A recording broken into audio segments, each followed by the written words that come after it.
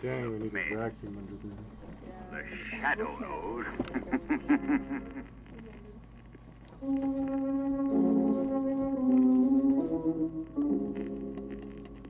The Shadow, mysterious character who aids the forces of law and order, is in reality Lamont Cranston, wealthy young man about town. The Shadow uses his hypnotic power to cloud men's minds so that they cannot see him. Cranston's friend and companion, the lovely Margot Lane, is the only person who knows to whom the voice of the Shadow belongs. Today's story, Murderer's Vanity.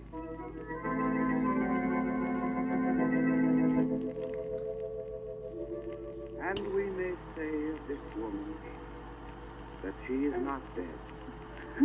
Her memory lives in the minds of those who love her. It is given to all of us. I can't stand this, Mary. This earth. I can't stand it, I tell you. Oh, but Peter, you have no proof. You can't. No proof. He killed Mother. He only married her for money, and then he murdered her. Please, Peter. If you think anything of Mother's memory, don't make a scene. People are looking at us now. Looking at us, are they? Let them look at him. Dr. Walter Martin. Dr. Martin. Murderer, that's what. Peter, please, it's not true. Please, please. Oh, look at him. Look at that false face of sorrow. Watch him breathe, the hypocrite. Oh, how happy he must be to get his hands on the Elston money at last. Peter, please, this is Mother's funeral. How can he sit there like that? Mary, I can't stand it any longer. Stop! Stop it, I say! There he is, there! Stand up and show that Judas face of yours! There, he's turning away. Stand up and show yourself! There's the murderer of my mother, Dr. Walter Martin. He killed her to get his hands on the Elston money. Yeah, the same damn shit from last night. You realize that I only have your word that your mother was murdered, Mr. Elton? Isn't that enough, Commissioner Weston? Unfortunately, But no. all I'm asking you to do is get me an order to exhume her body. The autopsy will There'll prove be no it. autopsy, Mr. Elton. Doesn't my word count for anything? No. And I'll tell you why. You've been drinking. You're not responsible for what you're saying. Drink.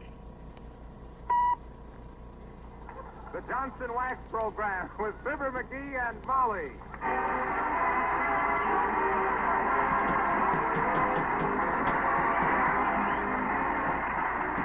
The makers of Johnson's Wax and Johnson's Self-Polishing Glow Coat present Fibber McGee and Molly, written by Don Quinn, with songs by Martha Tilton and the King's Men, and music by Billy Mills. The show opens with Sing a Song of Spring.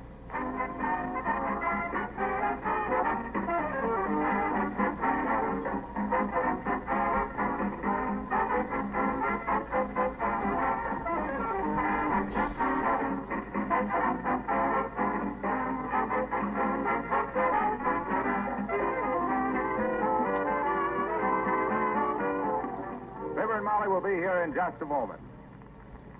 One of the most interesting things to me in all of business is the way chemists and engineers are constantly improving old products and bringing out new ones. The last time I went through the Johnson's Wax laboratories, for example, I got a big kick out of all the things they've been doing with wax.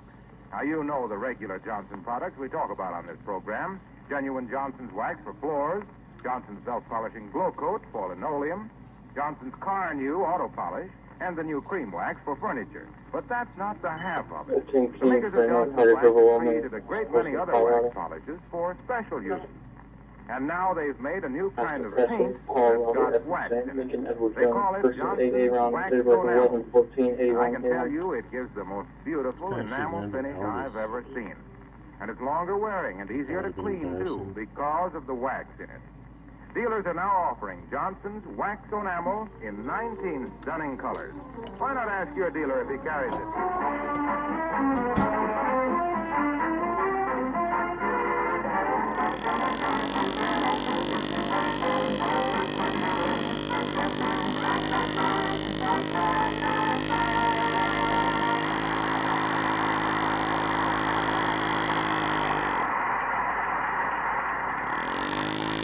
The saddest phrase to man or mouse is, "Come on, sweetheart, let's clean the house."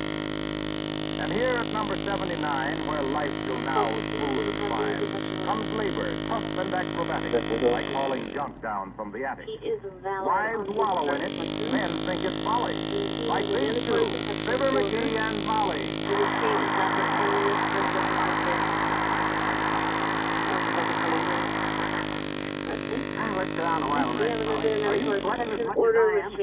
is heart filled, Sonia. Horses sweat, men perspire, and ladies slow. And Lefty.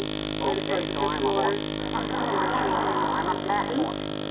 I'm an overworked way back mystery that beats the burden. Will you please lead me out to the kitchen and fill my cough full of root beer? You can have a root beer later. I want to get all this stuff sorted and thrown away. Now, for instance, look at those books in the shelf. Yeah? We've got to weed those out, too. Which one shall we toss out? Well, let's throw away the two on the end and keep the one in the middle. What is the one in the middle? Franklin's autobiography. Oh, I want to read that. That Franklin was a great author. Come in. Hello there, kids. What you doing? Why, hello, Mr. Oldtimer. We're doing a bit of a house cleaning. You want to help? How much? 2 bits an hour and beat your own Charlie horse. 2 bits an hour? That's 25 pretty cents good, an hour. Johnny. But that ain't the way I heard it. The way I heard it, one feller says, t'other feller says, who's this feller Feudal that's been working with Fibber and Molly? Search me, says t'other feller. Heard you hear about him. This radio column, says the first feller. See here? It says, Feudal attempts to be funny on Johnson's wax show. Nothing personal, kid. You know how I feel about you. So if you know how I really feel about you, you'll have to take these more personal than ever. No, them words when... Ooh, hey! Now what?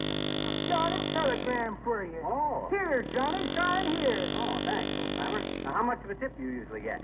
How much do you usually give? Oh, nothing. They had to McGee fucking says when you tip accept someone a every tip, time it they sent you a undermines your message. character. Okay. Give me a quarter and let her topple. Thanks, Johnny.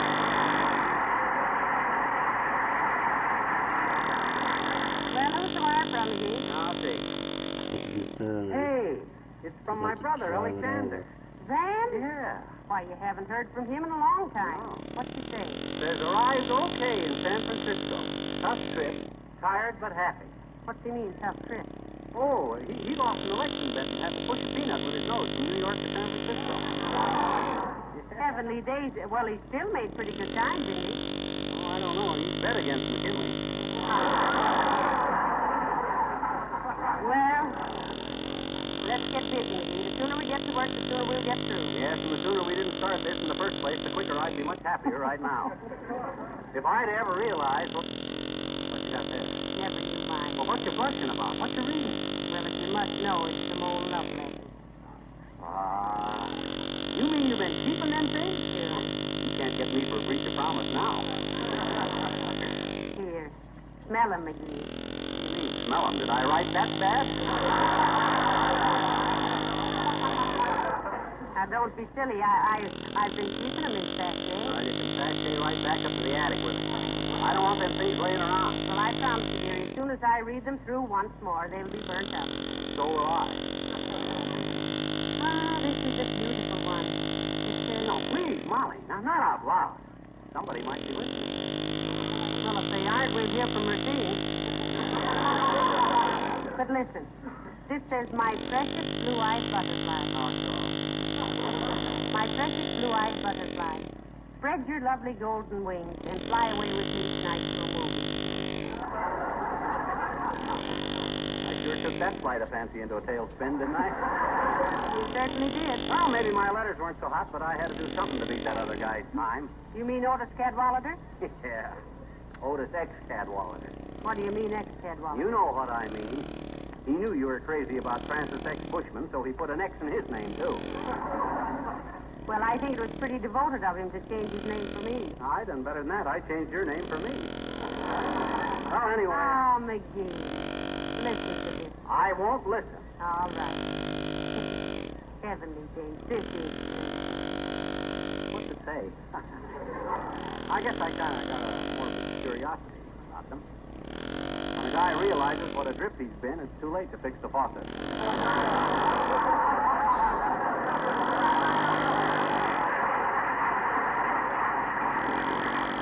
That's an old saying I just made up. Ah, this is beautiful. It says, I'll never forget the time I first touched your little hand. It was inside a bag of popcorn at the ball game.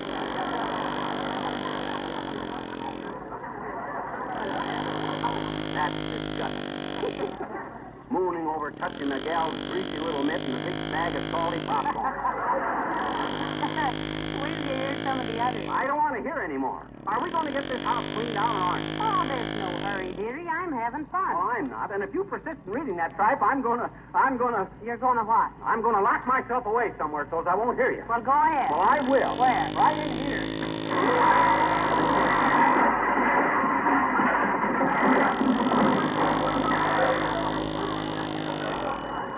And while I'm in here, I'll straighten out this closet.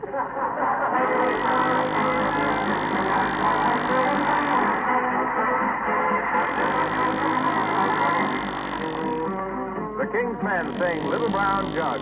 My wife and I live all alone in a little log hut we call our own. We're so happy, warm and snug, as long as we have our little brown jug. Ah, ha, ha, you and me, little brown jug, don't I love thee? Ah, ha, ha, you and me, little brown jug, don't I love thee? When I'm working on my farm, carry a little brown jug under my arm. I sit me down in the shade of a tree and I say, you fly, don't bother me. Ah, ha, ha, you and me, little brown jug, don't I love thee? Ah, ha, ha, you and me, little brown jug, don't I love thee? Little brown jug goes to my head and makes my nose a rosy red. In the dark it shines so bright and never gets lost on the blackest night. Ah, ha, ha, you and me, little brown jug, don't I love thee? Just sweet to me and you, having a great big spree.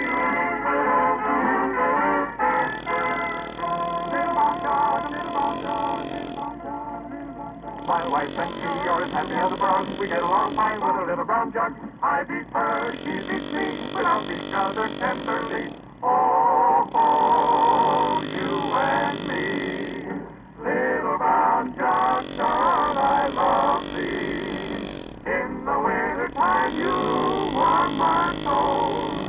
Every time I tip you up, down it goes. Oh, oh, oh, you and me, little brown jug, don't I love thee? Oh, oh, oh, you and me, little brown jug, don't I love thee? Oh, oh, oh, can't you see? I love the little brown jug for me.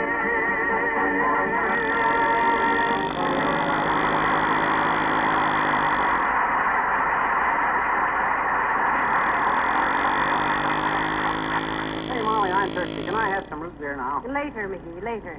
Take that last box of rubbish out and then start taking the slip covers off the furniture. Oh, I want some root beer. Here I've been busting my biceps hauling this junk around, and you've been sitting there reading my silly old love letters.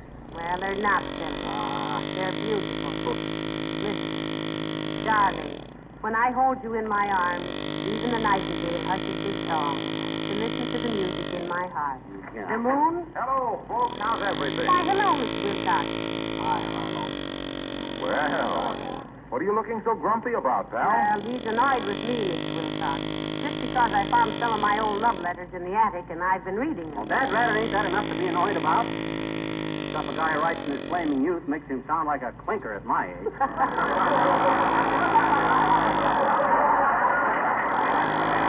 Let me read him one, dearie. Mr. Wilcox will judge for himself. No. Don't be obsessed with my past. Don't listen, Wilcox. Oh, I want to hear this, Fibber. I was young once myself, you know. Oh, yeah? You can't kid me. You were born in Racine, Wisconsin at the age of 25. With a derby hat, and your nurse used 3-cornered order blanks for dye. McGee. Okay, they got it anyway. That's enough of that now. Okay, go ahead, Molly. Read my love letter to Wilcox. Break his heart, if any. What matters if I, poor fool, little knew that my innermost thoughts, my most sacred feelings would be torn asunder by the laughter of the mob. What if I... Oh, pipe down, Pagliacci. Your makeup is running. Go ahead, Molly. Let me hear one of the great lover's little outbursts of passion. Well, here, I'll pick one out at random, Mr. Wilcox. The ink's a little faded, but I think I can make it out. Yeah, when I write a letter, I make sure the ink stays. When you do anything, it ain't... McGee.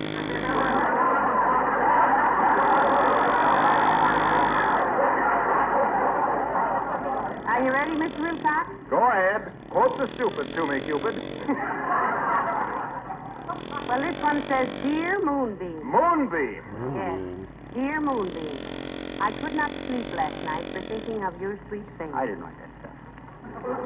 I got out of bed and dressed and walked over to your house and stood under your window thinking of you lying there asleep with your lovely hair forming a Niagara of gold on your silken pillow. Suddenly I burst into song like a troubadour of old, serenading his loved one. Then your window opened softly, and I got a pitcher of water on my head. Why didn't you tell me you had changed rooms with your old man, sweetheart? That's rather nice. If you haven't got any more regard for my feelings... Oh, be quiet, Fibber. What are you crabbing about? That stuff about the Niagara of gold was pretty snappy. Well, I don't care if it was... Huh? You think it was, huh? Certainly. Oh. Certainly it was. And, baby, I know love letters when I hear them, too. Really? Why, sure. I get love letters all the time. Subtle, ain't he, folks? The Army deferred him when they heard the flat-footed way he gets into these things. Go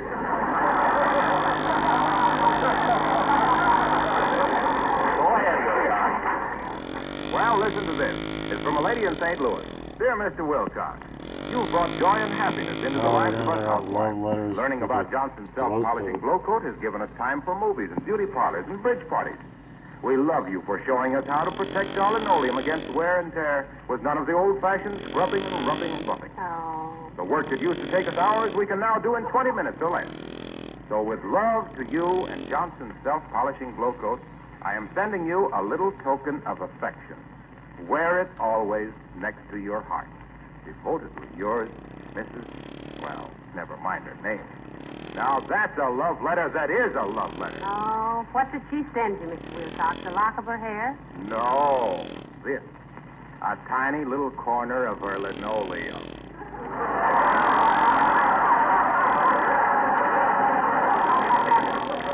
Isn't it beautiful? Oh, stop kissing it, you big ninny. Well, when you use glow coat, you can afford to wear your heart on your sleeve, pal. It makes work so easy you don't have to roll them up. So long now.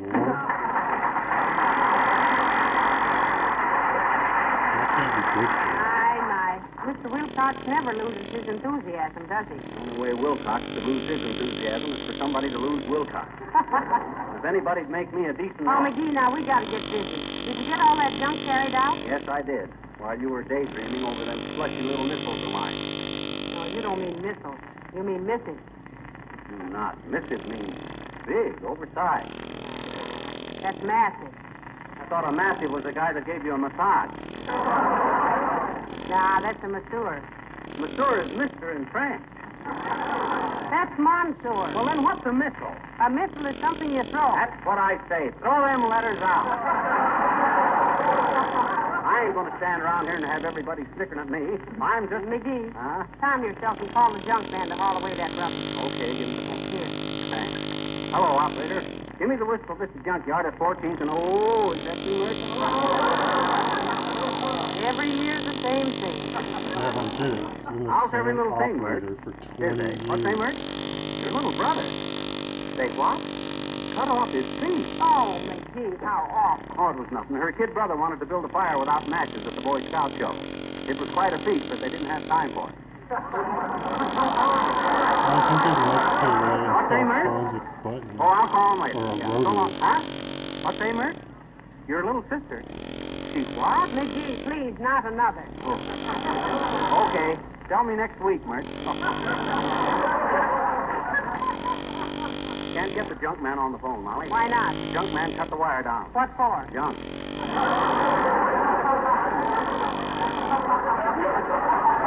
Hey, quit reading them letters, Molly. You promised me. Who's that? Let me see. Oh, it's Mrs. Uppington. Surely you don't mean Mrs. Abigail Uppington, the prominent, in certain places, society leader. In the flesh. In the well-massaged, expensively corseted, slightly flabby flesh. Come in, Mrs. Flesh. Mrs. Uppington.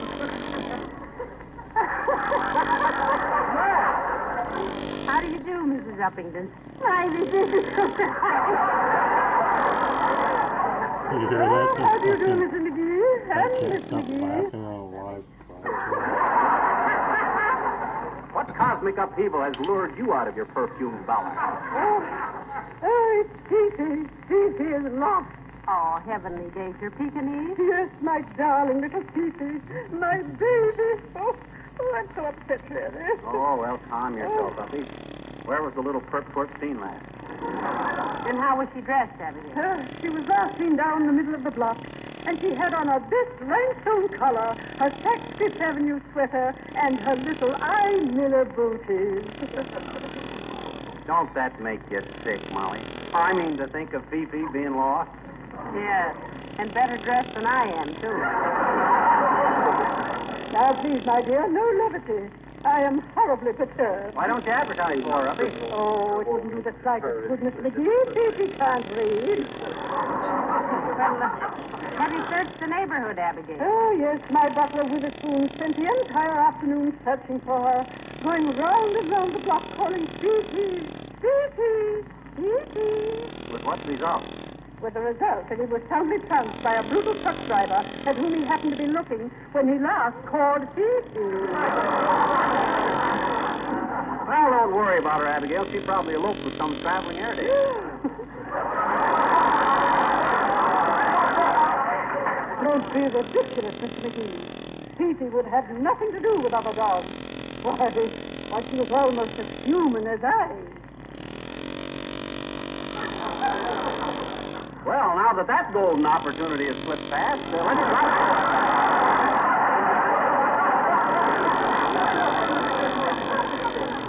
Well, let's discuss something more amusing. Now, look at these old love letters of mine, Abigail. I found them in the attic. Shall I read you a couple of them? Oh, my dear, please do anything to get my mind off poor little Fifi. Oh, I don't know why you're worrying about that mud, Uppy. Personally, I've always considered Fifi the kind of a dog that shouldn't happen to anybody. Oh. Yes, forget the grief for a minute, Abigail. I want to read you one of these letters. No, Molly, please. Them letters are sacred between me and you. Oh, don't be so fussy, baby. Listen to this one, Mrs. Uppington. Oh, darling Molly Sutton. When you refused to kiss me after the basketball game tonight, you broke my heart into tiny fragments. And, sweetheart, there aren't many cures for a broken heart. Oh, good heavens. Manicure. What's the matter, Uppy? Manicure. Oh, I just remembered. I forgot and left Fifi at the beauty parlor getting a marcel and a manicure. Oh, the dear little thing. Why, the little precious must be almost suffocated under that horrible dryer. Oh, now, do excuse me. Ah, Mother's coming, Fifi. Mother's coming.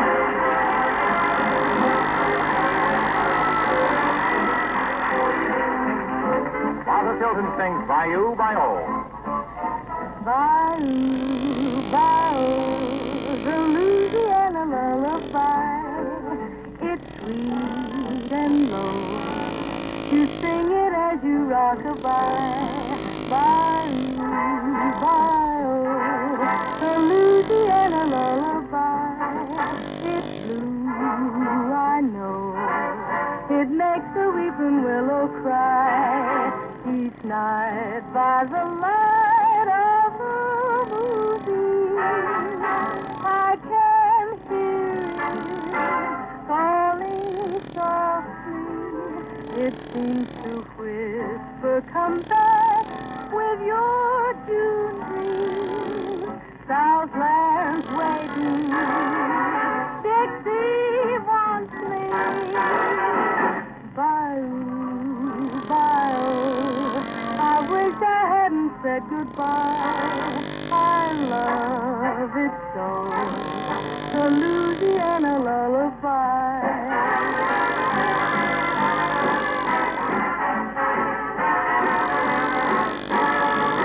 Each night by the light of the moonbeam, I can hear it calling softly.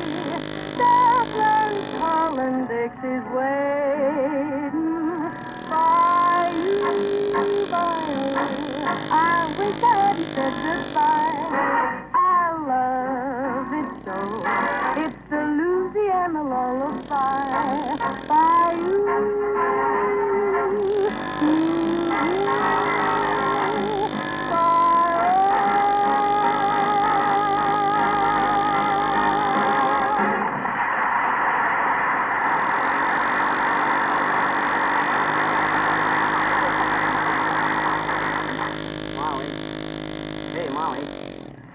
Mrs. McGee. Yes. You speaking to me, dearie? Speaking. I was yelling so loud my thorax will be sore for 7 days. Well, I'm sorry. I was so interested in these letters I didn't hear you. You know, Molly, I got thinking maybe I was wrong about those letters. They're not so bad. They're kind of poetic. Oh, they're pretty drippy, McGee. You were absolutely right about destroying them. No, now, wait a minute, Molly. After thinking it over, after all, you can... Hey, what you going to do? I'm going to throw them out the window onto the trash pile. No. There.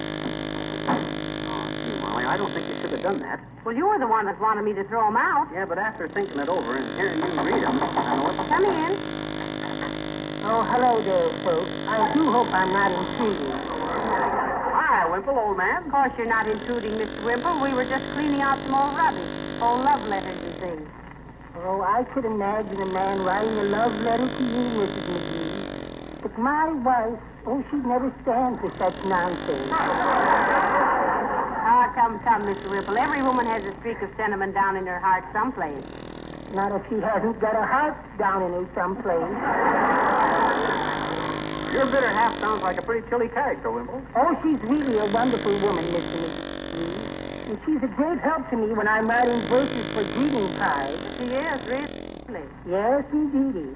Lots of times when I'm sitting there beating my brains out for a rhyme, she comes in and helps me. I think I've met your wife someplace, Wimple. Could it have been on Halloween, riding a broom? Don't you ever lose your temper with her, Mr. Wimple? Oh, I've learned to control myself, Mrs. McGee. Yoga, you know. Yoga? How does it work, Wimple? Oh, just sitting still and concentrating, preferably in solitude, Mr. McGee. Oh. I just sit for hours and hours imagining that my soul is free. Sometimes I sit cross-legged all day long, locked in a little room under our front stairs. Well, what's the result? The result is that eventually my wife unlocks the door and I apologize and then she lets me out.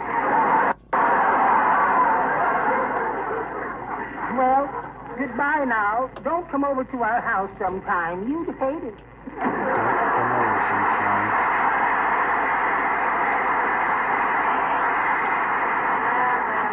Poor Mr. Wimple. You know, he's a little martyr, isn't he? Yeah, but he wouldn't be a little martyr if he was a little smarter.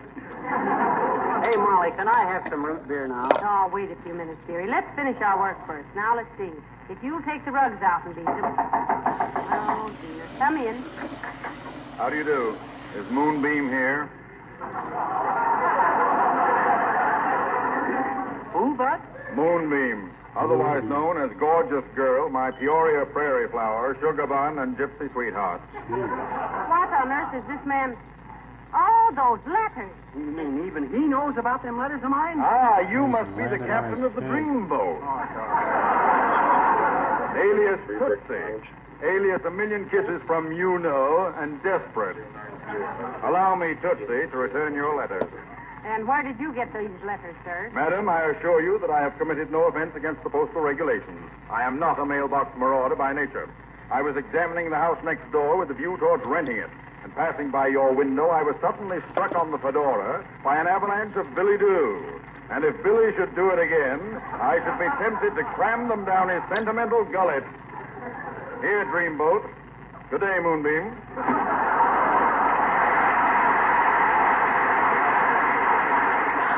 The nerve of that guy. He read them. All right, dearie. Let me take them. Here, hey, what you going to do with them? I'm going to burn them. Give me a minute. Oh, now, wait a minute, Molly. Let's not be hasty. What do you mean? Well, in spite of my embarrassment, everybody that's heard or read any of those letters, they thought they were pretty good, so I've been thinking maybe I could sell them to a magazine or some book publisher. Maybe they wouldn't be worth much, but it'd be something. You'll never publish my love letters, McGee. No, sir.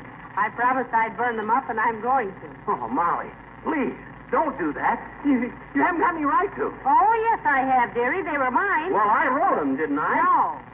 What? These letters were for Moses Cadwallader.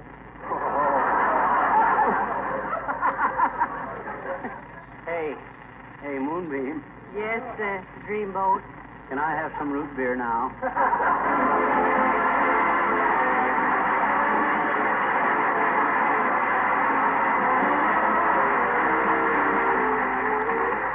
seen the new autographed picture of Fibber and Molly that dealers are now offering free? It's really great. An entirely new photograph of Fibber and Molly, and it contains pictures of the cast, too.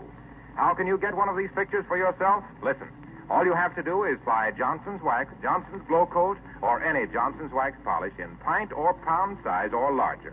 Your dealer will give you the autographed picture free. But I must warn you that his supply is strictly limited. When they're gone, there won't be any more. So see your dealer right away. Buy Johnson's Wax, Johnson's Glow Coat, or any Johnson's Wax polish in pint or pound size or larger, and while they last, you'll receive this handsome autographed picture free.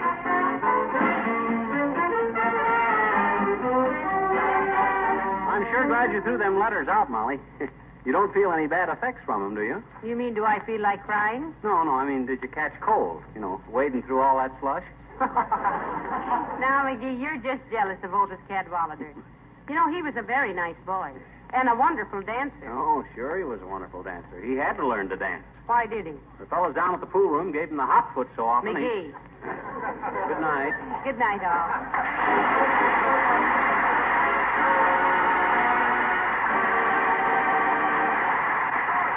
This is Harlow Wilcox, speaking for the makers of Johnson's Wax Finishes for Home and Industry, inviting you to be with us again next Tuesday night, and reminding you that America's first line of defense is you and your support. So invest to the best of your ability in defense saving bonds. Good night. Yes, it certainly pays to keep that car of yours looking its best. It's good business, especially now, and you really get more pleasure out of a car that's wax polished. That's why car owners have welcomed Johnson's Car New, the easy-to-use auto polish that both cleans and wax polishes in one application. 2 jobs at the same time. Give your car a Car New beauty treatment. The cost is low, the result's amazing. Ask for Johnson's Car New, spelled C-A-R-N-U. This is the Red Network of the National Broadcasting Company.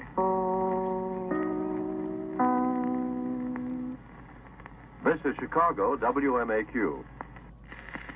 The Johnson Wax Program with Fibber, McGee, and Molly, brought to you each Tuesday in America and by transcription and shortwave broadcast to our men in uniform overseas.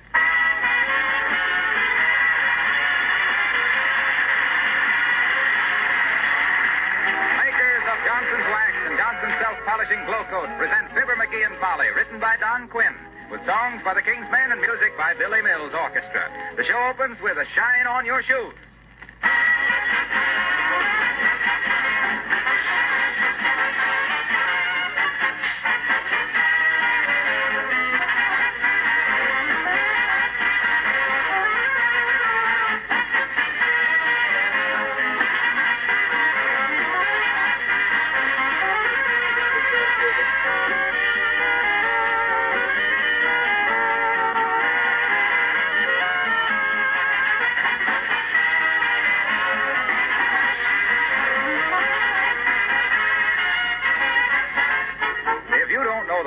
Take care of the finish of your car, will you let me make a suggestion? There's a Johnson combination product called Car New, spelled C-A-R-N-U, that both cleans and polishes in one application. If you'll try Car New just once on your car, I know you'll be delighted with the results. Car New saves time and work and money. It's a liquid polish. You rub it on, let it dry, and wipe it off. It gives your car back its original showroom shine. Makes it sparkle with a minimum of work. Then, if you want to give added protection to the finish, save car washings, make cleaning still easier, you can add a coat of wax, either Johnson's Auto Wax or the regular household wax. Take better care of your car with Johnson's Car New.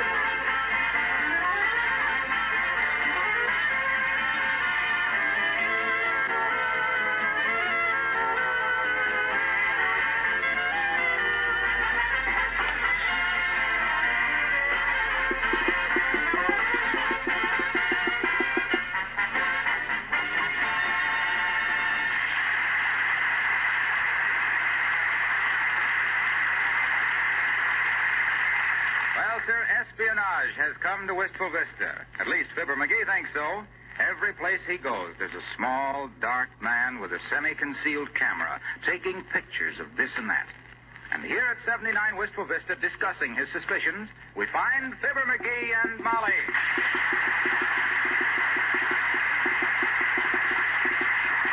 I'm telling you, Molly, the guy is a spy. Every place I go, there he is, snapping pictures.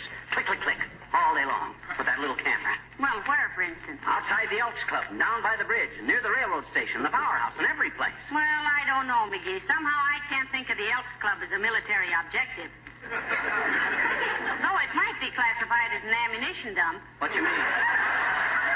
Well, there's so much lead sitting around there. But the bridge, and the powerhouse, and the railroad station, them are all military objections. For that matter, what were you doing around the railroad station and the powerhouse and the bridge? I was to all them places on business. What business? Well, I had to go to the station to mail an important letter. Wanted to get it off on the 142. Whom were you sending it to? The National College of Self-Improvement in Harmonica Playing. You'll admit my harmonica playing could be improved. I'll confess that without being tortured. But what were you doing at the power station? There was a bunch of linemen down there installing a new transformer. Yes? Yes. And I always been fascinated the way them guys can climb up a telephone pole with them spurs of theirs. One guy, a fellow named Joe, got a sliver in his leg. And Remind me to send flowers, dearie. But I still don't know what you were doing there. I was watching them, doggone it. The guy can't sit around the Elks playing rummy all day long, can he? There was this guy with his little clammer. Click, click, click, all day long. You know what first made me suspicious of him? What? Every time I'd look at him, he'd look away. Oh, my. Yeah. McGee, I love you, but don't get the idea that everybody who doesn't like to look at you for hours at a time is a foreign spy. Heavenly days, the whole country will wind up in a concentration camp. Just the same, there was something fishy about that guy. I think he's another Harry Matty. A what? A Harry Matty. You know, a spy. Harry Matty was shot in the last war when they caught her trying to conceal... No, that was Matta Harry. I can't be bothered with little details about... Come in. Oh, hi, Latrivia. Why, hello, Mr. Mayor. Good day, Mrs. McGee. Hello, McGee. Do I understand that you called my office this morning? I certainly did, Latrivia. They told me you were in a council meeting and couldn't be bothered. Couldn't be disturbed, I believe, she said. Well, what's the difference? You don't seem to realize, Latrivia, that you're working for us. We pay you. You're just a public servant, and we're the public. When we want something, you ought to snap out of it. Huh? Don't talk like that to Mayor Latrivia. What'd you call him for, anyway? Yes, I'd like to know, too, McGee. Like most taxpayers, you seem to labor under the delusion that public officials should come running to wipe your little noses every time you sneeze. If Mrs. McGee will pardon my plain speaking. Mrs. McGee loves it.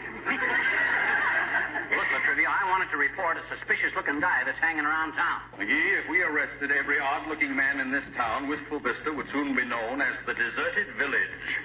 It would be a ghost town. Well, McGee thinks this man was a spy, Mr. Mayor. He is a spy. I'm convinced. He takes pictures, click, click, click, all day long, of everything of importance in this town. He's been following me for 2 days now. He carries a camera under his coat. Does he look intelligent? No. Looks like he had nothing above his eyes but sinus trouble. But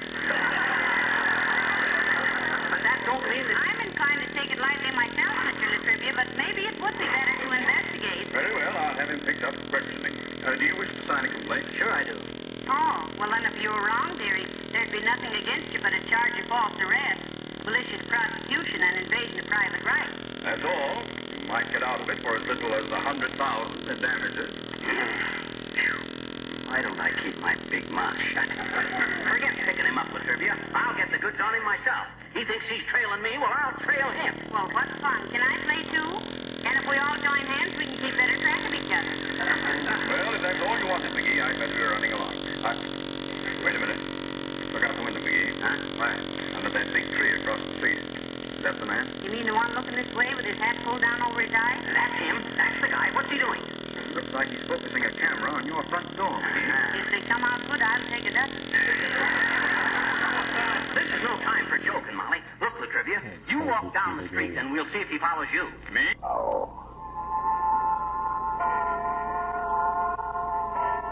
Command, starring Richard Anderson. A tale well calculated to keep you in suspense.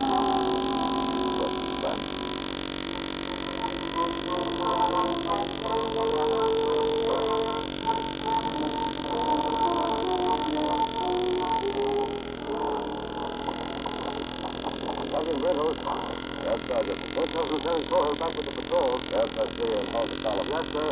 Column, hold. I'm in the field, Master Sergeant. Here you are, sir. Thank you. Got the trouble? Let's go. Here's the tough body track, sir. This slope. All run below some water. This is just good wax. Mr. Coher, do you see that wire at the end of the left line across the valley? Yes, sir. All those fish flying on that small herd of buffalo. We didn't go that far. We came back to the south. The wind is shifting. It will take a deep breath, Mr. Coher. Yes. Now, let me think. Don't you? Take another deep breath, Mr. Coher. Get it in your nostrils, and you tell me if what you smell is sleeping buffalo. No, sir. Smells like dead men. And not freshly killed. Lieutenant Grisham and his watches? I imagine so. And then we come to find. We'll make sure after nightfall. And Mr. Coho, they must have taught you at West Point that accurate observation is a military virtue. I suggest that you cultivate it here. Yes, sir, Captain Bill. Yes, sir, Captain Bill. No, sir, Captain Bill. Of all the officers in the United States Cavalry, why did they have to assign me to him? A handbook soldier. A gray, bitter failure of a soldier marking time out here on the plains until he retires. My father wouldn't be guessing. My father would be right over there now to see if those corks are really Gresham and his men. Father would have made sure instead of losing time making this camp. The broken rattle Sergeant Utterbaggett found at noon showed clearly. Sir, that broken rattle, the Sergeant, Lieutenant, crossed the trace of that Sioux war party at noon today. That could have been the trail of a Cheyenne war party, Lieutenant, or Comanches or Apaches. They all make rattles like that from the ends of buffalo. But if they were Sioux, they couldn't be more than 30 miles to the north in the deadline. They're afraid of ambush, so they'd be camping away from timber and near water. 2 hours rest, and we can be at the upper reaches of the river by dawn, sir, ahead of them. Mr. Cohill, I have no orders to be anywhere by dawn or at any other time. My orders are to find Mr. Gresham's patrol and having found it, return to Fort Stark and report it. Well, I think I found it. I'll know as soon as the moon rises and I go over and take a look. Yes, sir. Look at the other side of it, Mr. Cohill. Suppose that war party was Cheyenne, which they might be instead of Sioux. They wouldn't be in the deadland. Cheyennes would head for timber along the lower Mesa Roja. So would Arapahoes, Kiowas, or Comanches. They all bivouac in open timber. And Mr. Cohill, they all make rattles out of buffalo toes. Yes, sir. Now pass the word to Sergeant Utterback that dinner will be at 6:30, but the people will not sound calls. Yes, sir. And Mr. Cohill, sir, there is no shortcut to the top of the glory heap. So we'll not run all over the west tonight looking for one.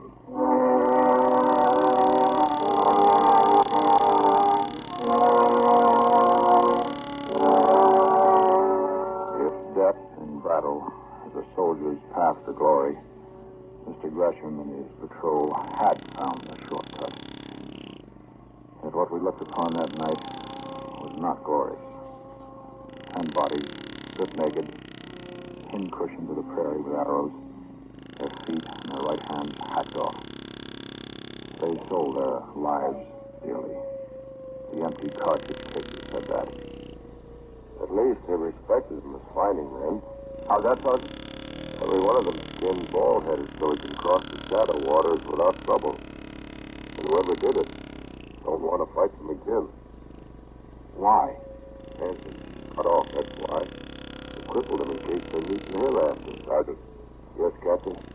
You still think the Sioux did this? No, sir. Not now, sir. Why not? I made the march from Bench toward the Santa Fe with Steve Carney, and I know an Apache arrow when I see one, sir. Even 1,000 miles from where they meet. Yes, but that Sioux trail we crossed this morning, that war party could have brushed with an Apache war party and come by Apache arrows. No, this job is 2 days old. It wasn't that Sioux war party. This is Apache work. How do you figure that? Mostly because the captain knows it's Apache work, too. Lieutenant Kyle. Sir? Take the great detail. Yes, sir. Sergeant? Yes, sir. We'll move the company out at 10 tonight. Yes, sir. We'll return to Fort Stark to report this massacre as fast as we can. Yes, sir. So, he's showing me. Makes his lieutenant first gravedigger, confides his plans to his sergeant in exchange for flattery.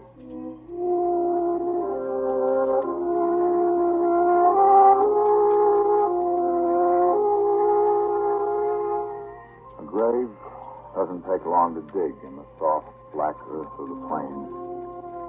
And the rocks were nearby to pile upon the still mounds against the hungry muzzles of coyotes. And after, the air was sweeter in the cold moonlight. And the job done in plenty of time for Captain Brittle's evacuation. The commander's prepared to mount, sir. Very good, Sergeant. Captain Brittles? Yes, sir. Excuse me, sir, but can't we go after the Indians who did this? Can't we try to... Mr. Coyle, the United States Cavalry is not out here to fight Indians. We're here to watch them and report on them for the Indian Bureau. We fight only if they attack us.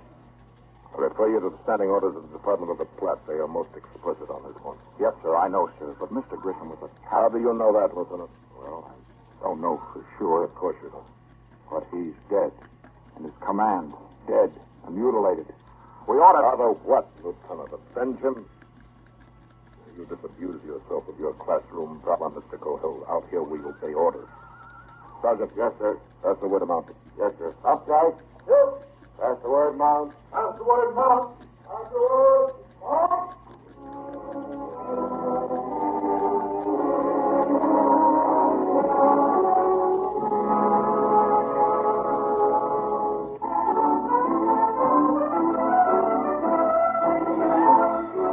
30 miles already that day. Who knows how many miles ahead of us tonight. The men are tired. The horses are tired. Hour after hour. Walk 30 minutes.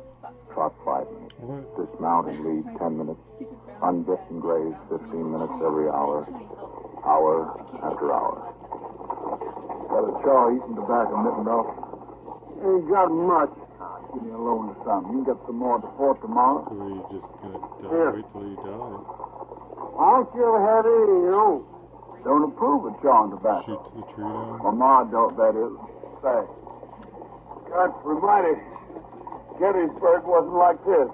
You tell. Oh, sir. There was roads leading to Gettysburg. Hey, Middendorf. Salva's back on Cemetery Ridge again. He didn't say that. About the only mistake Robert E. Lee ever made. Not to leave Salva where he found it. Just the same, Army was the Army in them days. Slept in tents. You got a furlough, there was girls, not squaws. Well, if you like it so much, why don't you go back where there is girls? I was swindled. Joined up again because they said to be fighting out here.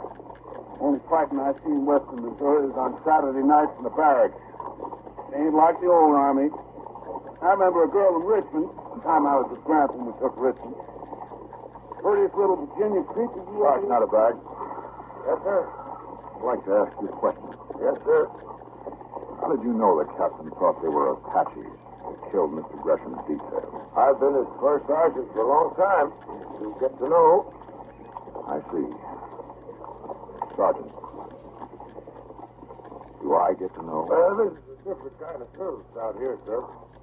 Like Sarver up there was saying a minute ago, this ain't Gettysburg. It ain't full-dress war. But it's the only kind the captain and me ever served in, sir. And you get to know it, just like you get to know siege operations. Or saber charge by company front, after you had enough of them. But during the war between the states, didn't you? No, sir. Neither Captain Brittles nor me saw service in the States, sir. While the North and the South were at each other, the West still had to be held. Somebody had to do it. I see. Yes, I see a lot now. In a way, I feel sorry for the captain, sitting a sweaty horse on these endless prairies, while the great words exploded across the country: Vicksburg, Chancellorsville, Antietam, Appomattox. The policeman on the corner, while history rolled across Georgia to the sea.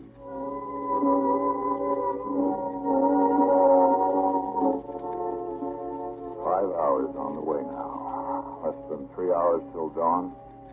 And we're at the North Fork of the Platte. A full 20 minutes for watering call.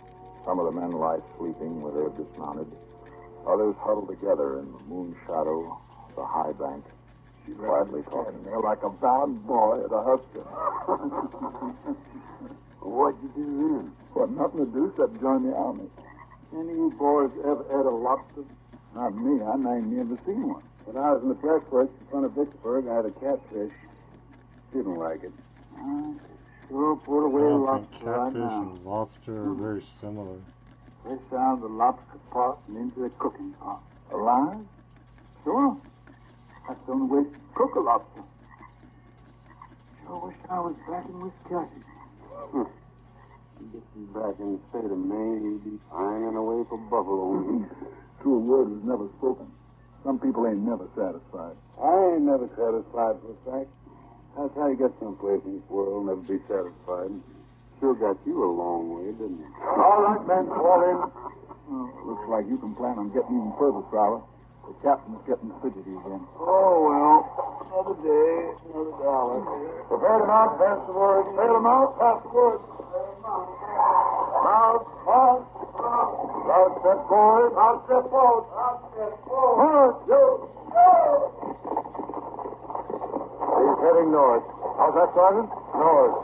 The captain is heading north. You're right, Sergeant. That mesa should be to our left. Instead of dead ahead, it doesn't make any sense. Yes, sir. My father would have done things differently. In the cold, dying moonlight, I can imagine him, young Major Cohill, riding out of St. Joe to convoy the wagon trains down west on the Oregon Trail. What a figure he must have been on the old frontier. The Missouri River itself was the jumping-off place. Killer Cohill, as the men had called him. The wide roaming Arapahoes had another name for him. Blue Devil, with eyes in the back of his head. Why, by this time, Father would have cut those Apaches in the coyote meat as they lay sleeping around their smoldering campfire. Mr. Cohill. Mr. Cohill, sir. Huh? Oh, yes, Sergeant. Captain Riddles wants you, sir, at the head of the column. Thank you, Sergeant. Sergeant Ellerback said you wanted to see me, sir. Yes, Mr. Cohill, I do. Now listen carefully. I have Sergeant Sutro ahead of me with a point. You will relieve him with 8 men and push forward fast. Yes, sir.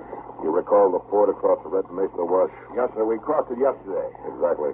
Now, there's a knoll on the east side of the wash, a knoll that is crossed by the trail from the top of the mesa. I remember, sir. Be on that knoll before dawn. Build a bivouac fire as soon as you arrive. You watch this. Build a fire. I want to know when you get there. But I can send a messenger back to tell you when I arrive. I want everyone else from miles around to know what to do. Build a bivouac fire, a squad fire, no larger. Yes, sir. Should you happen to be attacked, you're to hold that knoll fighting on foot. Remember, the dawn light works for you, but it can fool you in this country. So you don't shoot until the last possible moment. But I don't understand. You don't have to, Lieutenant. You have your orders. Yes, sir. Move out, Mr. Cohill. You're the bait on my hook. Now wiggle.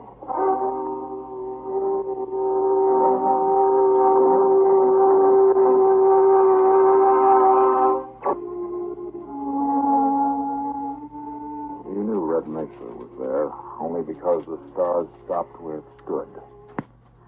The moon was a honey-colored ladle, spilling blackness over the edge of the plains. Then the jagged teeth of the Rockies broke it into ragged potsherds, and it was gone.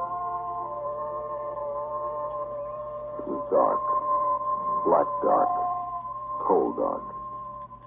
The squad fire sputtered and took and pushed the night back a little. This was different. This was command. This was the final moment of a soldier's heritage. To stand ready to fire and be fired upon, to kill and be killed. It wasn't at all like you expected. It just plumb scared you. Mittendorf, don't stand still. Keep moving a little all the time. And flap those mouths. Keep them moving, too. Yes, sir? Lieutenant Cohill. Yes, sir. How come the captain sent us up here to stash here around the top of this little hill? He said that with a bait on his hook. Huh? The decoy. An Indian war party were to draw them out. Oh, I think they're good. Better put some bacon to fry, Coffin. Make it look natural. Yes, sir. Nina may end up like Mr. Gresham and his patrol. There's always that possibility. ain't a prospect that pleases, sir. That's what a soldier lives for, Saber. Die. Yes, sir. It was a good performance. Money washing Sioux or Apache, here was a small white soldier war party. Fire lighted, bacon cooking, horses unsaddled, and warriors sleeping from a long night march. Soft for the killing. Only the warriors weren't sleeping. Beyond the yellow carpet of firelight, they lay fanned out behind their saddles, waiting, sorting the night sounds with straining ears, pushing at the soft wall of darkness with widened eyes. Wish them dad-burned coyotes didn't sound so much like human beings. Well, you be sure one thing.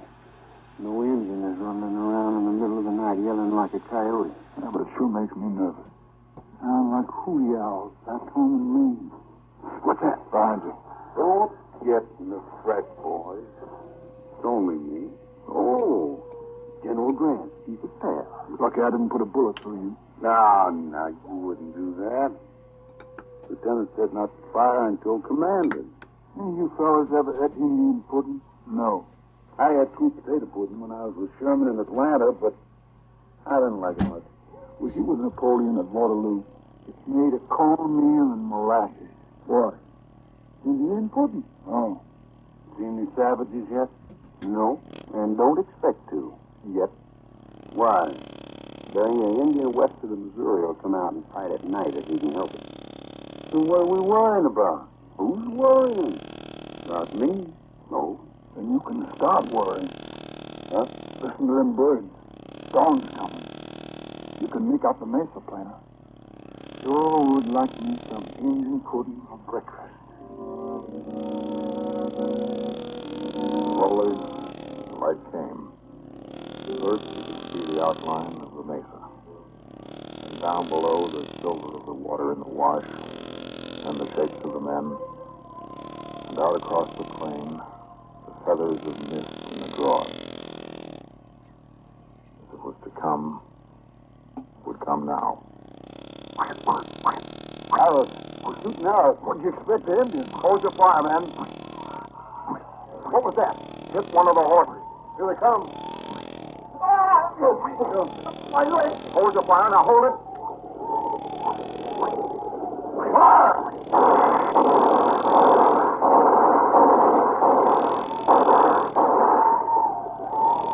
They are Apaches. I got one of the heathens. I got two. Look at them lying yonder. One of them still wiggling. Oh, fix that. Hold your fire. Yeah, but I was just going to... They'll be back. They'll be back. Yes. It's only the beginning. Yes. Where were you hit, Coffin? My leg, sir. Bone shattered. Hurt much? A little, sir. Those arrows are sure wicked. Go right through them, man, if they don't hit bone. Do tell. No action in the new army, huh, Sarver? Well, it ain't exactly like Gettysburg. Here they come again. Now hold fire. Light's better this time. Makes no difference. Hold your fire. They're the ones that did Mr. Gresham in. Look, that one's wearing a corporal's scarf. And there's one with a U.S. cavalry saber. This Captain Bill, this I want to know. Most likely having breakfast at the fort. Oh, my.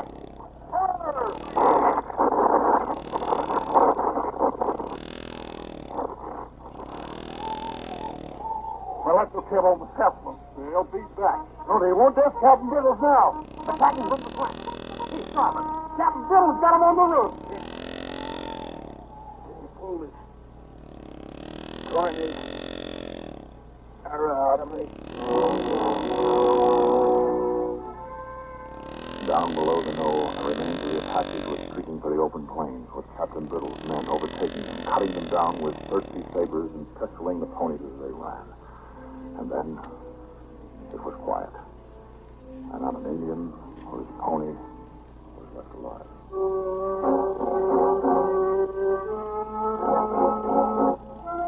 Coffin sat, propped up against the saddle, lighting his pipe, his shattered legs stretched naked and useless before him.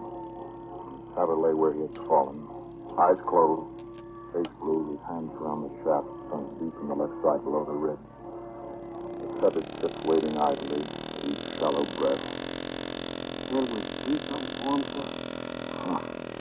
How deep that arrow is. Right under the heart. Can't cut it out. Can't pull it through. Poor Starver. He finally saw action. Yeah, I can hear him now telling St. Peter about the time they beat the Apaches on the Cohill. That's not very funny. I guess you're right, Coffin. How's your leg? Paining you much? Can't feel anything. Lieutenant? Yes, Coffin. Do you think they'll send me back home to get this fixed? You think maybe I'll get to see the state of Maine right soon? Hope so, Coffin. Land of Goshen, no. But you won't get no further than the Army Hospital at Council Bluff. Man, they'll wire you together, slap a plaster on you, and send you right back to fight Indians. It was a strange feeling. A mixture of pride and guilt. Watching a man die who I commanded into action. Looking at a shattered leg of another. And then, the company rode back in triumph. I was reporting to Captain Biddle. It seemed like months instead of hours since I had last looked at his tired, gray face. Mr. Cohill, you did that well. You made through in time. Thank you, sir. Captain, you knew they were Apaches yesterday at sundown. You knew they were camped on top of the mesa, didn't you, sir? Mr. Cohill, accurate observation is a military virtue.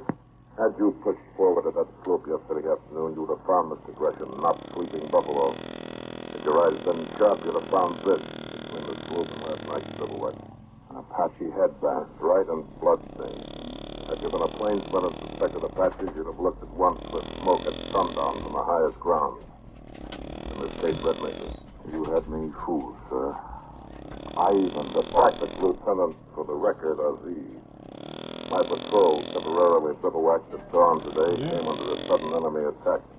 Fortunately, it was able to hold until I arrived with the main body. I understand perfectly well, sir. I'm familiar with departmental orders which allow defensive actions only and expressly forbid attack.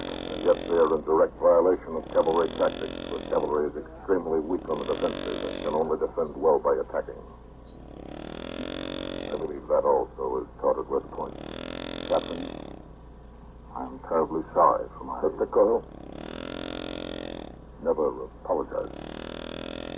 It is a mark of weakness. There is a captain out here who tried that once to escape an inquiry board. He escaped it, but he will die a captain in spite of his apology. The officer who thought of that could have worked with him, made a soldier out of him. If his humanity had been large enough. Well, Mr. Cohill, I'm going to make a soldier out of you.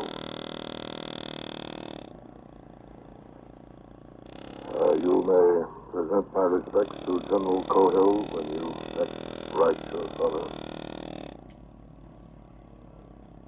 Mr. Cohill, take morning stable.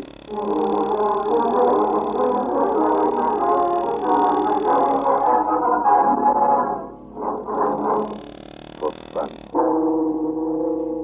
In which Richard Anderson starred in William N. Robeson's production of Command, written by James Warner Bella and dramatized for suspense by Mr. Robeson. Supporting Richard Anderson in Command were William Conrad, Joe DeSantis, Alan Manson, Sam Edwards, Bill Quinn, and Chet Stratton. Listen. Listen again next week when we return with another tale well calculated to keep you in suspense.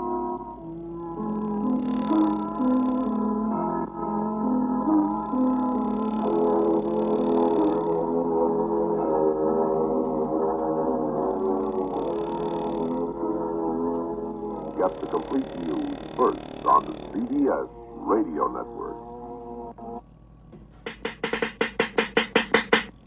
You know it's hard out. Good evening, everyone. You're now listening to WLS, the voice of Prairie Farmer, Chicago. That was definitely copyright infringement. Johnson Wax Program.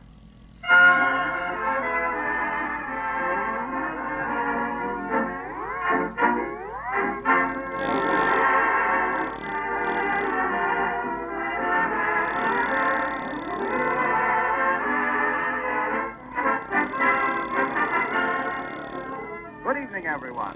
The makers of Johnson's Wax apply another coat of syncopation to a polished period of persiflage with Rico Marcelli's orchestra, Kay Donna, Hugh Studebaker, Tom Post, and Marion and Jim as your versatile pair of vox poppers, Fibber McGee and Molly.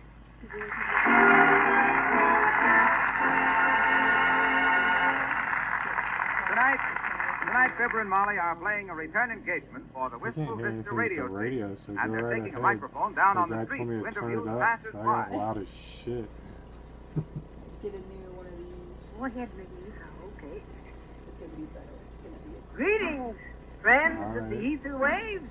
You wanna win it? This is... The skin? Hey, what is this? What is that orange one? Who's making that noise? Oh, it looks like a Halloween It's Marcelli and his silver cornet band scene. parading Alright, to the yeah, bandstand. They would have to parade when we're vox popping. Cupcakes. We'll go on anyway, McGee. Okay. Alright, yeah. Greetings, They're like friends of pumpkins. the ether waves. Oh, you said that before. It's just a blur. This is Fibber McGee and Molly, here on the corner of 14th and Oak Street, to interview our citizens. We are here tonight, He's Mike. loud. Like, the problem Dad is Rabbit, let's listen to the none Dad of Rabbit the band. two shows are the same quality.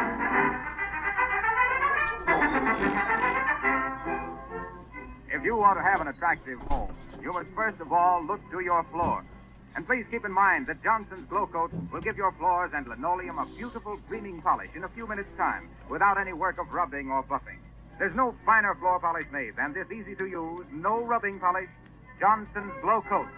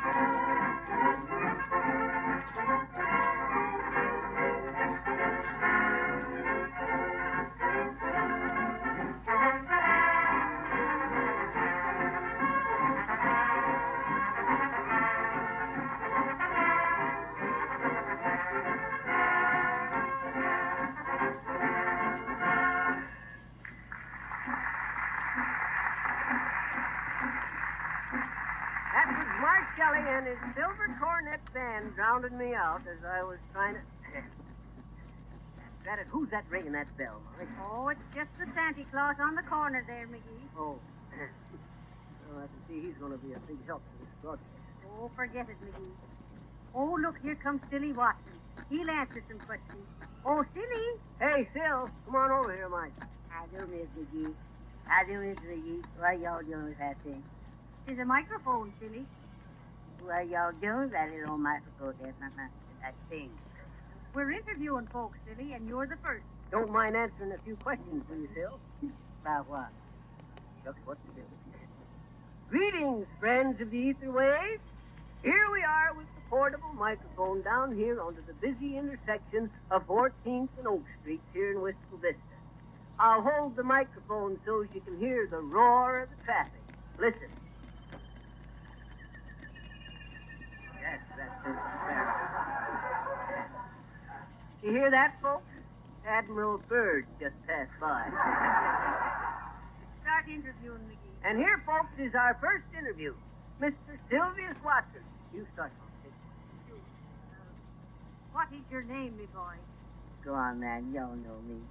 Silly Watson. Well, where do you work, Mr. Watson? What? I said, where do you work, Silly? Well, I just help my old man. Oh, you help your father. Well, that's fine. What does he do, boy? Who? Your old man. Your father. Oh, he out of a job. Well, how could you help him when he's out of a job?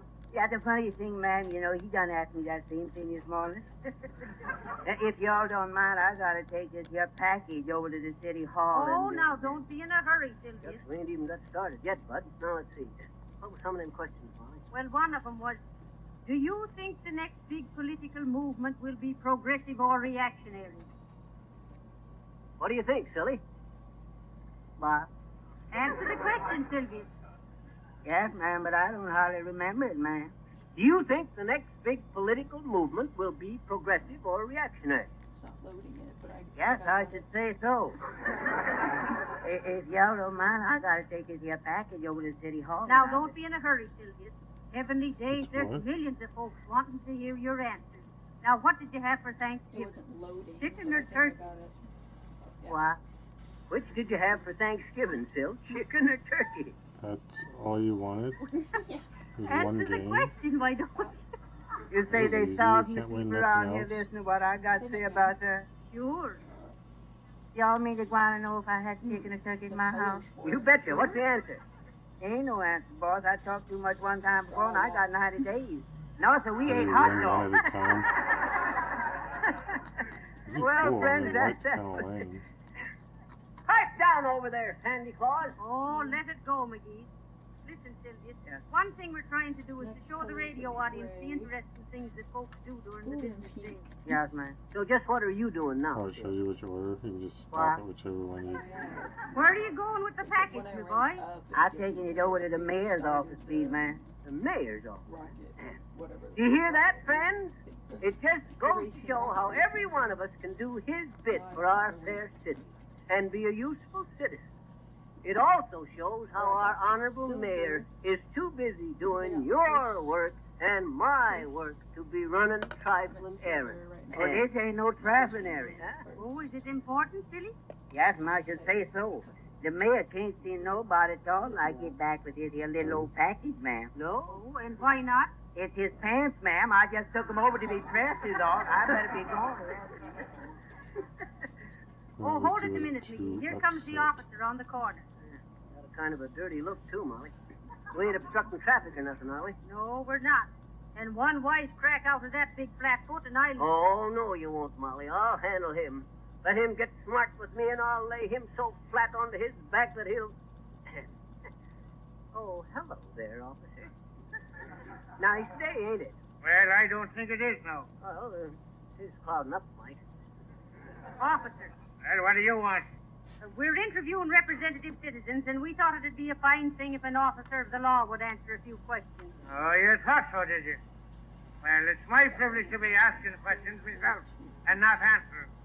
I ain't been doing me duty directing traffic all morning in the cold just to be jabbered at by a couple of cranks. If there was a stroke of sense in the department, which there never was and never will be, I wouldn't be forced to listen to a laughing... You're doing fine, officer. The whole town's listening to you on the radio. On the radio, you mean? This is Officer Slattery speaking. Showing you what it would be like if every man in the department wasn't on the job. Every minute of the day, polite and all to the citizens. And now, ma'am, now that we've had our little joke, would you be like to answer me some questions? Would you like to answer one, sir? Sure, I would that. Anything to help out. Go ahead. Well, sir, I just got one question to ask you, Bud. Sure, and I'll be answering it to the best of my ability, sir. Okay. Do you think you'll ever amount to anything? What's that?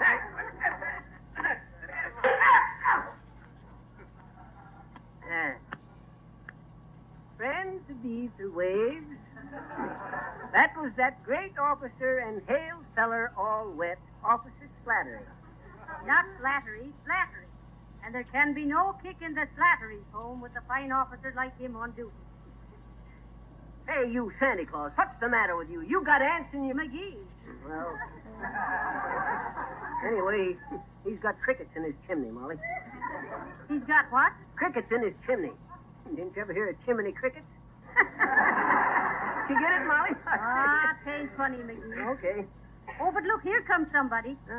Looks like a foreigner, Molly. Yoo-hoo, mister. May we ask you some questions? Si, signorina. Si. CCC worker. interviewing folks for the radio station, Bud. You speak English? Oh, yes. I speak English very good. Fine. That's more than McGee does. But listen, That's do you think definitely the a next white big guy. political movement will be progressive or reactionary? Questa è una domanda stupida, perché me la domanda io? A me non me ne interessa affatto. Quel che voglio è correre da ingegneri, mangiare un bel piatto d'antipasto, mostaccioli e spumone. I think it's freaking Harlan. Sure, now that's real interesting. Isn't it, McGee? You betcha, Bud. That's the best answer we've had today. Then again, I think Harlow. You sprechen Sie Deutsch pretty good for a stranger. Vuoi andare a gettarti nel lago? Maybe I'll Spanish. say so. You betcha. What did he say, McGee? Well, it was, he says, well, say, I wonder if anybody in the crowd here can give us a real good translation. Huh? George, you bet. I'm making a first-class translation. What I tell you, it's Tell us freaking what the man Harlow. said, will you please? George, I tell you very quick. He said that there's an easier, better way to keep your floors and linoleum sparkling and In clicking. rank? Just try using Johnson's Glow Coat, the remarkable, no-rubbing liquid polish that quickly dries to a beautiful luster while you're taking it easy. There's no rubbing or buffing when you use Glow Coat. No more soiled, dingy-looking floors. No more worry about children tracking in dirt.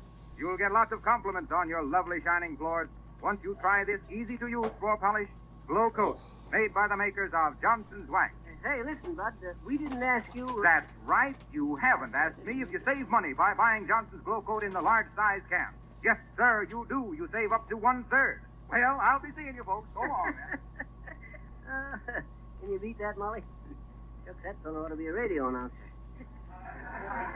Better get back to your broadcast, McGee. Okay. Say, we ain't interviewed no gals onto this thing yet. Well, here's your chance. Pardon me, ma'am. Oh, hello. What's the matter? Hi there, Toots. McGee. Good evening, ma'am. We're the inquiring reporters for the Wistful Vista radio station. Yes? Yes. Mind if we ask you some questions, ma'am? Oh, not at all. I have plenty of time to get to my music lessons. Oh, you're a musician? Used to play the kazoo a mite myself, baby. Kid Kazoo, they called me. Kid Kazoo, the concert king of Kalamazoo. I always... McGee, who's being interviewed? Her or you? Well, I just thought I'd mention it. I used to play the zither, too, ma'am, till the neighbors... Till the neighbors went crazy. Shucks, I didn't drive them crazy. But I was instrumental. You get it, too? That ain't funny, McGee. Okay. What's your name, ma'am? Kay Donna. And what do you play? Oh, I don't play any instrument. I sing. Well, now, isn't that fine? And where have you sung? Oh, I've sung on the concert stage, the Talkless, the Orpheus Circuit, the Cosmopolitan Opera, with the Peoria Symphony, the San Lupo Operetta Company, and a few years in the Imperial Russian Theater. Well, shucks, sis. Just you don't get discouraged. You'll get someplace yet. Will you sing for us, Miss Donna? Certainly. What would you like? How about two? Okay, Toot. We'll get the boys in the bandstand over there to play for us. Hey, Marshmallow. Yes? Play soon, right away.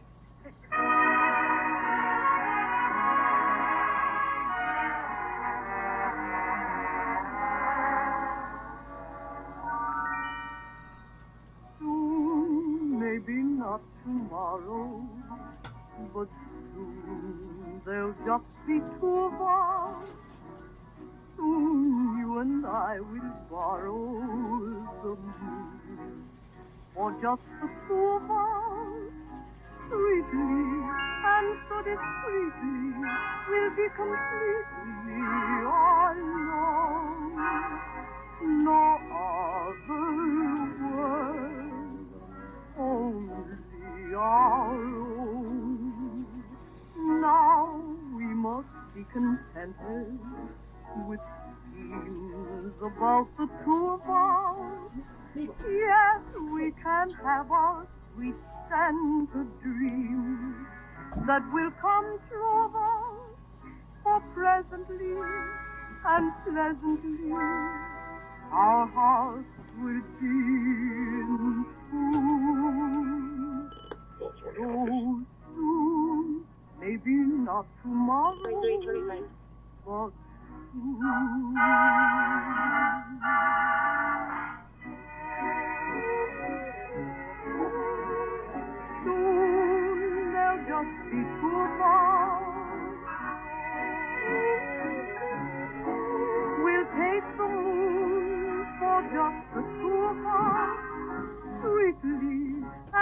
so discreetly, we'll be completely alone. Not a word, only our own. Now we must listen and rest, think about the two of us. Yet we can have our sweet scented dreams that will come true but more pleasantly and pleasantly. Our hearts will begin soon, so soon, maybe not tomorrow.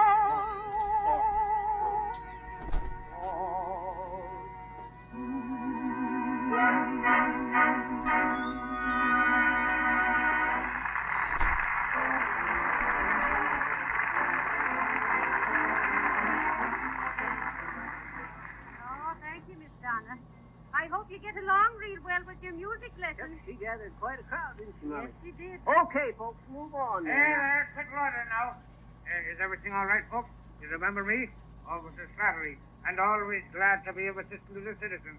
Always. Get away from that microphone. Mug. Hello, friends of the ether waves. Okay, Dad. This is Fibber McGee having a little joke with that fine officer and gentleman, Sergeant Slickery. Slattery. Yeah. The mouse ran up the cop. Now, will you two let us be getting on with our inquiring reportering? Well, shucks, we might as well be interviewing the officer, Molly. What was the most interesting experience you ever had, Sarge? Well, let's see now. I believe it was when I was attached in 21st Precinct. I ever tell you how I caught the car-barn bandits single-handed, Sarge? No, but this was one day in the summertime, in 1922. Yes, sir, I caught them single-handed. There was 9 of them. Toughest criminals ever seen in the town. I walked right up to them and says, "Okay, chumps," I says. "You might as well give up." "Oh, yeah," they says. "Yeah," says I, chucking the knife they throwed at me and smiling. Standing there, cool as a cucumber into my motorman's uniform. Now, my most... On they come, and just as they was reaching for me, with knives and clubs and brickbats and guns, I reaches behind me and lassos them with a live wire, carrying 4 million volts. Electrocuted every one of them onto the spot. Well, why didn't you get a shock too, McGee? I had on my motorman's uniform, Molly. And so what? I was a non-conductor. Well, my most thrilling experience was one day when I was... Thanks, officer, thanks. I'm sure that there was a real nerve-wracking experience. Sometime we'll ask you for another one of them thrilling, hair-raising stories. I'm sorry you got to get back on duty. Now, friends... Oh, here comes little Teeny. Hello there, Teeny. Oh, hello there, Teeny. Hi, Mr. McGee. Hi, Mrs. McGee. What you doing, sir? We're interviewing folks for the radio station, Teeny. You want to be interviewed? I don't know what that is a bit. All you got to do is answer questions, like, for instance, well, what did you have for Thanksgiving? There's only a 37%. No, did you have chicken or turkey, Teeny? I couldn't tell. I didn't have any feathers on. Oh. Where are you headed for now, Teeny? I'm going down to the big store to see Santa Claus. He's the last one, I bet you. Why, shucks, there'll always be a Santa Claus, Teeny. What makes you think the Santa Claus you see is the last one? Well, gee, I saw all the other ones, I bet you. Remind me of I saw the Santa Claus at Wagner's store, and the Santa Claus at Jones's store, and the Santa Claus at the furniture store, and now I'm going to see the Santa Claus at the department store, I bet you. Oh. He's the last one I gotta see. Well, shucks. You giving your orders to all of them, Teeny? No, I didn't give it to any of them. Till I find the biggest Santa Claus. The biggest? On account of, I bet you, if he's the biggest, he can carry the most stuff, I bet you. Oh, I see. Well, I guess I gotta go now, I guess. Bye, Mr. McGee. Goodbye, Bye, Teeny. Mrs. McGee. Shucks, that kid ain't from Molly. She'll probably go and borrow the Boston Red Sox to hang up Christmas Eve. Oh, for goodness sake, imagine meeting you here. Hello, Miss McGee. Hello, Mr. McGee. Oh, hello there, Geraldine. Hello, Geraldine. Say, how'd you like to be interviewed? Interviews for the radio? Yeah. Oh, I just love it.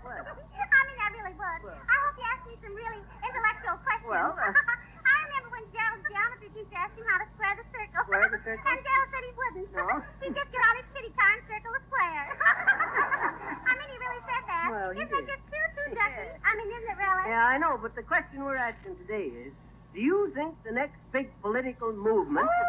Politics. Now, there is something I do know about. I mean, I really do. Really. Well, Gerald says what most politicians ought to run for is dear life. Isn't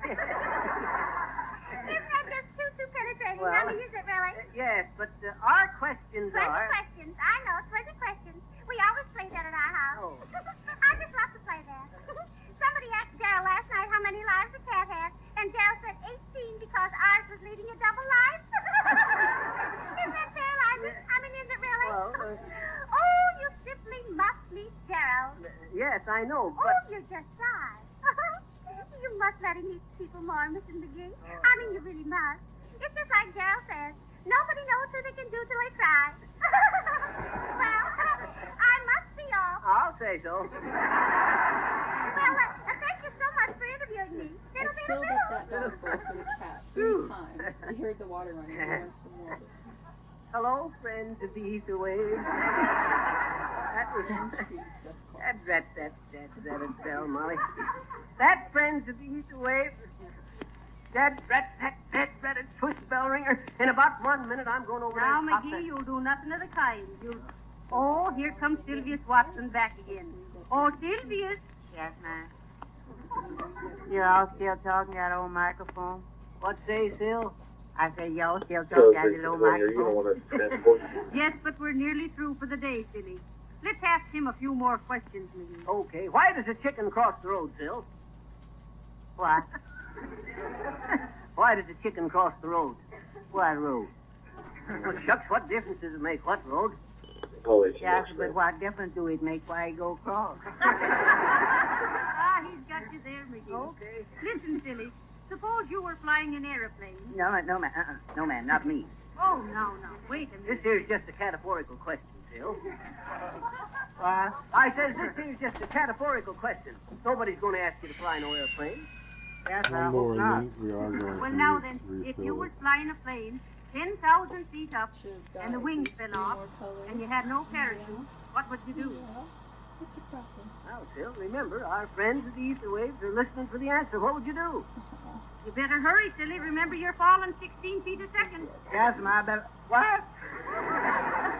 I said you'd better hurry. You're falling 16 feet a second. I guess y'all better get out of the way then, ma'am, because here I come, and I just can't think of nothing. Yeah, it's not really funny. Well, that was Silly Watson, who... Say there, Dad Reddit, how can a feller Oh, concentrate now, for for that... heaven's sake, McGee, don't lose your sure. temper. He's doing a good work collecting money for the pool. I know. Why does Shucks, everything that I don't give you engrave no look right. pissed off? Hey there, Sandy Claus! Sandy Claus, come here a mite. Say, listen here, you big, fat, bewhiskered... McGee. Excuse me, but St. Nicholas, would you mind muffling that there bell for a while till we get through broadcasting? What did he say, McGee? Shucks, I can't hear nothing through them whiskers. Take 'em off, Bud. Sure.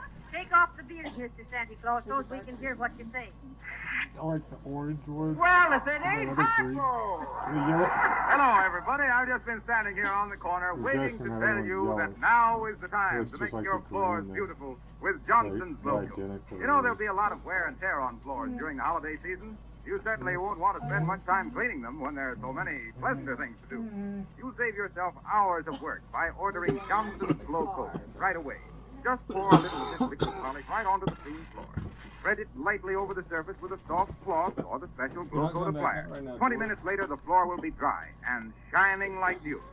Dust and dirt can't penetrate the tough Glow Coat polish. Spots wipe off easily. Think of the time and labor you'll be saved. And here's a suggestion. It's very economical to buy Glow Coat in the larger size can. Thank you, friend. Now, here's your mic, Fibber. And here's your beard, Nick. And here's Marcelli, friends of the ether wave. You ready over there?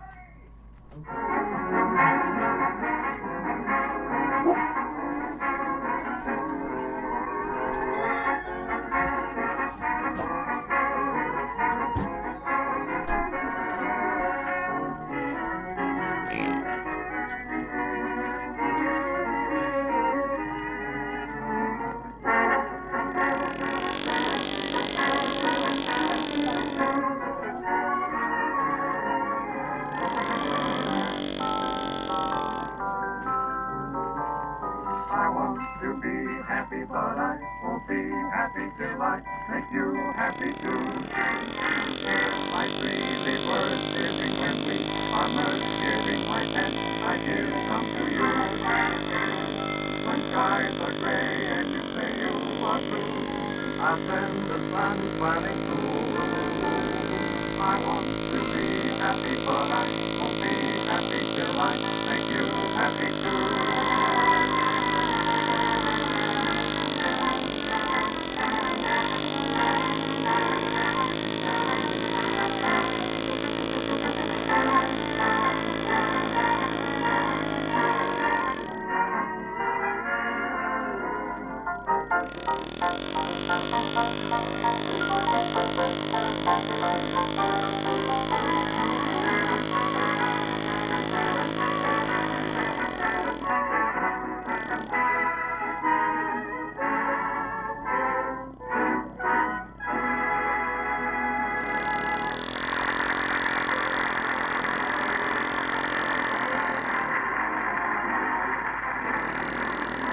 Here is a special announcement of unusual interest. Believing that in America there is a great deal of musical talent which has never had a chance to make itself known, Rico Marcelli is inaugurating a nationwide contest for amateur songwriters.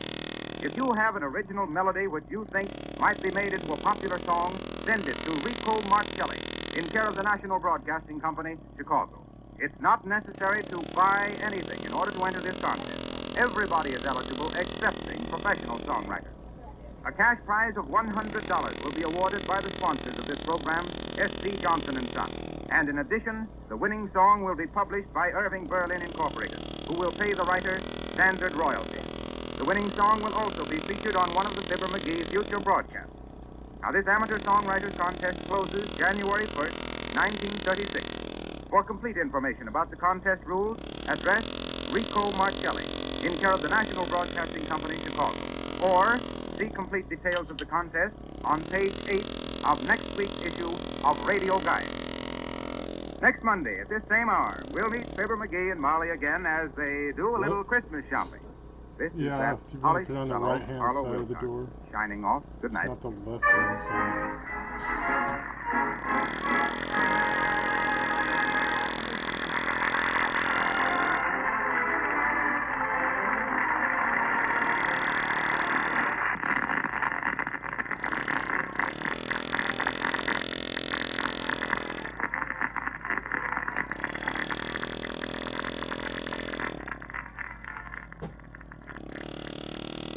It's time for Fibber, McGee, and Molly.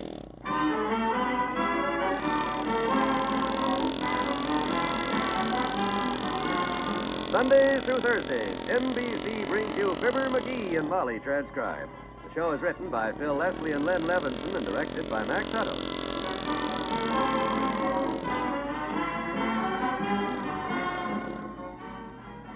Here are Fibber and Molly before we get into our story.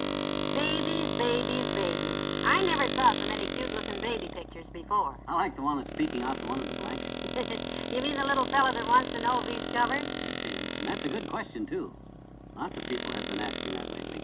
Friends McGee and I are looking at some of the wonderful baby photographs in a little booklet put out by the Prudential. It's called Plain Talk, and it answers the questions you've been asking about Social Security. Questions like, am I covered? How much will my family get if I'm not here? How much will I get when I'm 65? This 30-page booklet gives you easy-to-understand facts and figures on Social Security benefits. How much they are, how to get them. It's just loaded with information. And loaded with those baby pictures we were talking about. They're cute and amusing, like we said, but they also do a good job pointing up those all-important questions and answers on Social Security. You can get a copy of Prudential's Plain Talk without cost. Just scribble your name and address on a card and send it to Fibber McGee and Molly, Box 1212, Newark, New Jersey.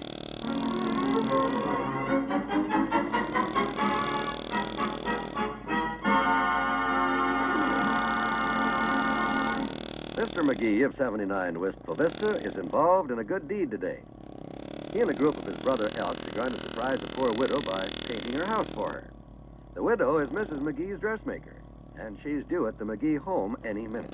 And when you see Mrs. Morley coming up the front walk, Molly, I'll duck out the back way and down to the Elks Club where all the guys are waiting for me. And I'll keep her busy here all day till you phone me the job is done. Good. Ah, this is just a wonderful thing you're doing for Mrs. Morley. She'll just be so thrilled. I merely am trying, my dear, to be a good neighbor to my fellow man.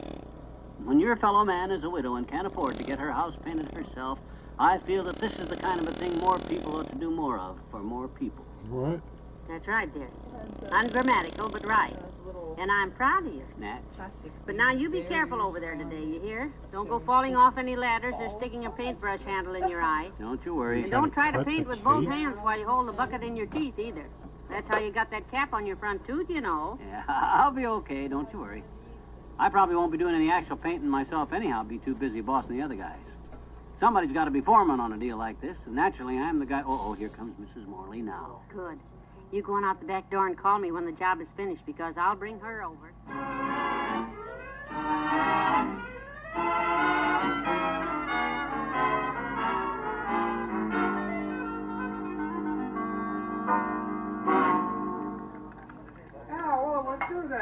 All right, men. Let's keep moving here. Slap that paint on careful, Eddie. Don't strip it. Okay. Hey, you wimp. Stir that bucket of paint good now, boy. Yes, Chief. Take your bucket and brush and go around back, Henry. You can start on the back porch. You go with him, Burge. I want a coat of white on everything but your shoes. Is this stirred enough, Mr. McGee? Yeah, that looks okay, Wimp. Good. I'll take my brush and start painting the front porch. I love to paint, and I never get to at home because... No. Give that paint to Herb Travis there. He's running low, Wallace. You get this next gallon opened up and stir it. Oh, but Mr. McGee, I brought my own paintbrush Now, and don't everything. argue, Wimp. Come on, get moving. We got 8-gallon buckets still left to stir. Hop to it, boy. Oh, who does he think he is, anyhow? Sweetie face? Well, here's some more paint. Well, keep it moving, man, but keep it neat. Eddie, you're dripping, boy. You're dripping. And speaking of drips, Napoleon, we've just voted you the biggest of 1955 Ah. by unanimous vote. Very funny, Fatso. But that's not getting this job done. If you're going to stand here making snide cracks all day, we'll never get Mrs. Morley's house painted. You want to borrow my brush and bucket for a while? I'll hold the ladder for you. No, sir. I don't trust you, you big hip stabber. You're so right. And furthermore, I got no time to paint. Somebody's got to manage this operation and keep these amateurs working right. My gosh, if it wasn't for me, you know where these guys would be right now, don't you? Sure I do. Finished and gone home. Trying to make sense of you, you big tomful poker. You never painted anything in your life if somebody didn't gag on the iodine. I got enough trouble here without... Hey, old-timer! Yeah, Johnny? What's your problem, son? Watch what you're doing around them windows, will you? Don't get any of that white paint on the windows trim. We're going to trim the windows later. Okay, Johnny. What color are you going to trim them? I'm going to trim them white, like the rest of the house. Oh. Well, I'll be careful then and not get any of this white paint on them because... White? You say you're going to trim the windows white? Certainly, that's the only kind of paint we got. Well, I hate to ask a foolish question, son, but why don't we just paint it all at the same time? Why don't we paint it all at the same time? Because that ain't the way you paint a house, that's why. Oh, I've saw plenty of painters paint houses, and the professional way to do it is to paint the house first and the trim later. We're going to do this job professional if it takes all day. So come on, fellas, snap into it. We ain't got all day.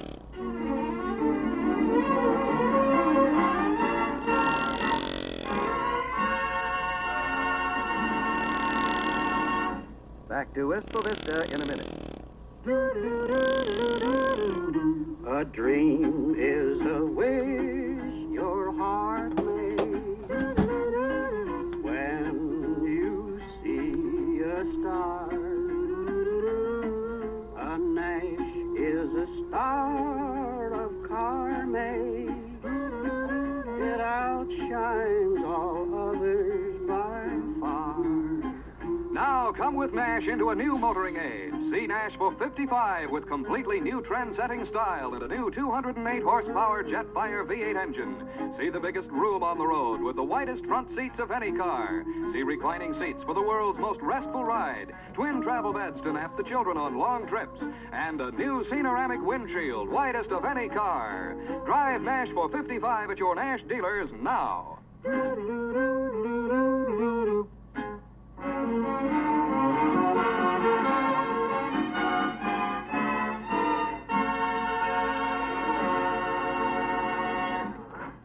Hey, Doc. Doc Gamble. You missed a spot near your elbow. No, your left elbow. That's it. Say there. I gotta give credit. You're getting it painted. Huh? Oh, you're the guy who lives next door, ain't you? I told you yesterday I'd get this house painted, didn't I? That fellow you call Doc. Is he a regular doctor? Sure. Dr. George Gamble. I'd like to meet him. Well, I can arrange that, Buster. I don't know what you want to meet him for, but he's the best doctor in town. Lousy painter, but a fine doctor. Hey, come over here, Doc. Yep. What is it, McGee? Man here heard a rumor you were a doctor and wants to meet you. I told him I wouldn't let you take the bone out of a fresh ham myself, but he insists. Dr. Gamble, name's Hobson. Figured you might tell me what's wrong. Huh? Well, I have an office, sir. Oh, it's nothing serious enough to come to the office about. Figure you're not doing anything anyhow right now, so you can tell me. Right here? Well, why not? You don't mind, do you? Well, not at all. Please remove your clothes. Right here? Why not? You don't mind, do you? Well.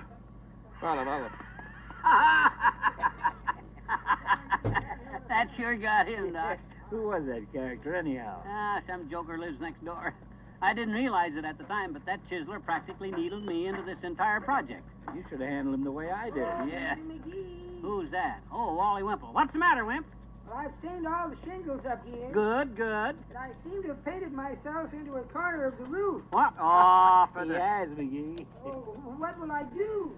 Well, just stay calm, Wallace. We'll figure out something. If there was only a door or something, I could step through. Hey, I got it, Doc. You throw Wimp a rope. Rope? What are you going to do, stupid? Pull him down? Wimp, we'll throw you a rope and you lower that roofing paint.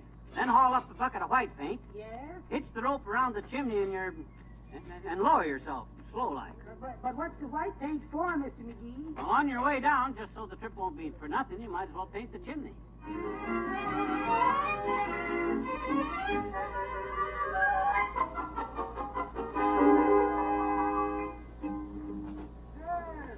I've been all around the house and inspected it good.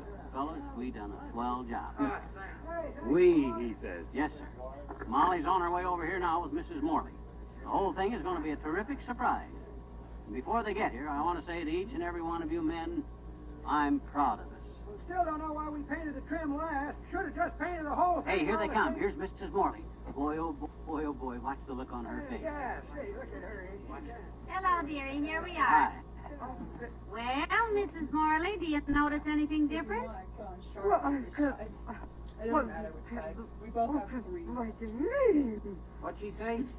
She's a dressmaker. She's always got a mouthful of pins. Oh, what if I've never had more pins in my life? Heavenly days, Mrs. Morley. Take those pins out and tell us.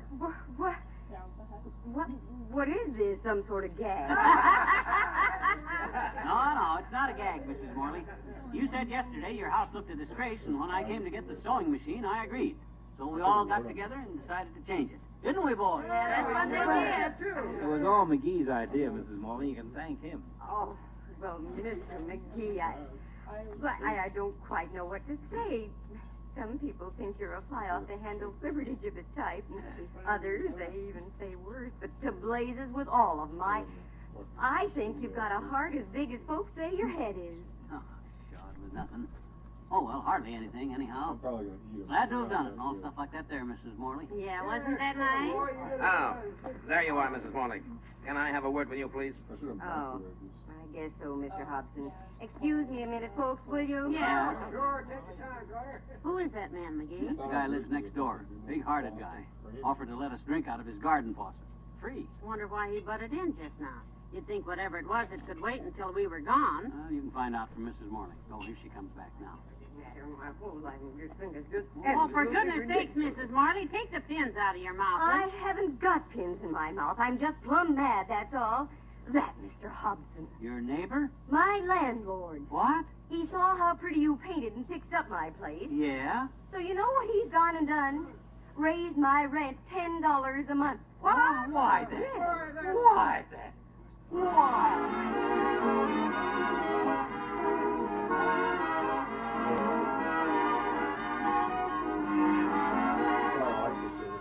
Fibber and Molly will be right back. The soap that gets you extra clean is Dial, Dial, Dial. The soap that keeps you extra clean is Dial, Dial, Dial. Men who hate to fuss with separate deodorants really go for the Dial idea. Because just your daily bath or shower with Dial keeps you nice to be around all the time. You see, normal perspiration has no odor until skin bacteria attack it. They cause the odor. Ordinary soaps leave thousands of these bacteria. But Dial removes up to 95% of them. For Dial's the only leading soap with AT7, or hexachlorophene. There's nothing else as good. And Dial's AT7 clings to your skin, continuously protecting you, for several days if need be. Dial doesn't stop normal perspiration, but it does stop odor before it starts. Aren't you glad you use Dial soap? And don't you wish everybody did?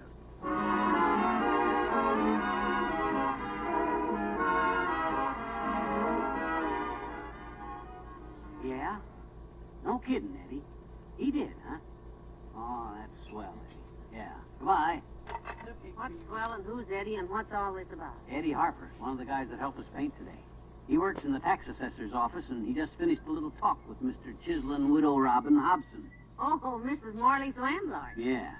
Told him that if he figured the house was improved so much that it was now worth another $10 a month rent, the city would have to reassess it and up his taxes on it $100 or so. For goodness sakes, what happened, I hope? Yep. Hobson agreed that the rent was already high enough. Stays the same. Good night. Good night, all.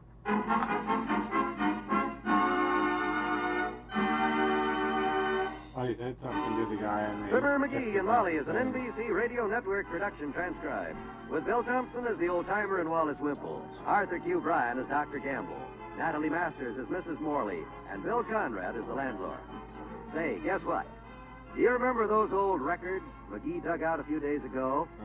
Well, he's been invited to be a guest on Marty Doherty's platter party tomorrow on Wistful Vista Station, WVIS. This is John Wald urging you not to miss it.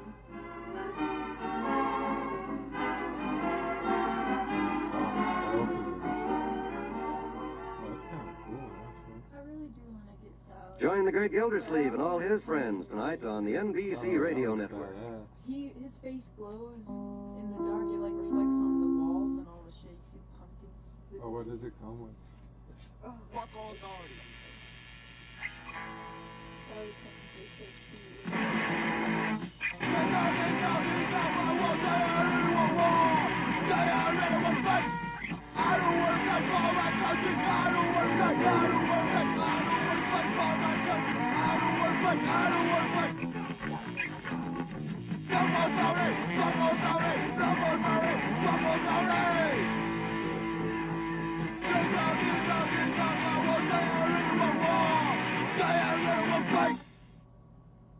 It's dumb that you have to write at the bottom. It should be on top right into it.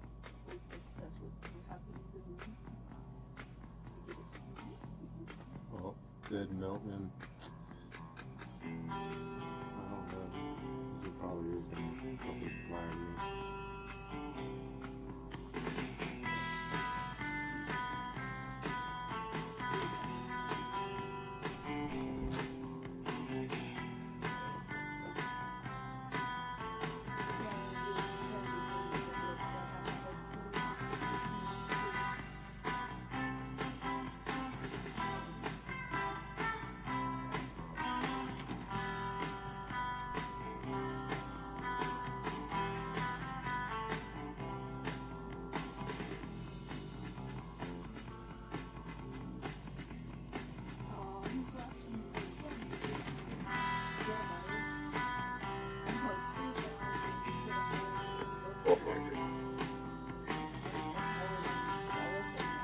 Yes, the way they carry to the end of Answer.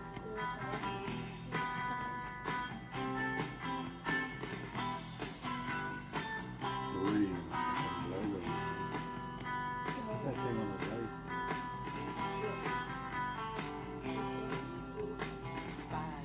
Oh, it's a pot. Oh, that's the horse.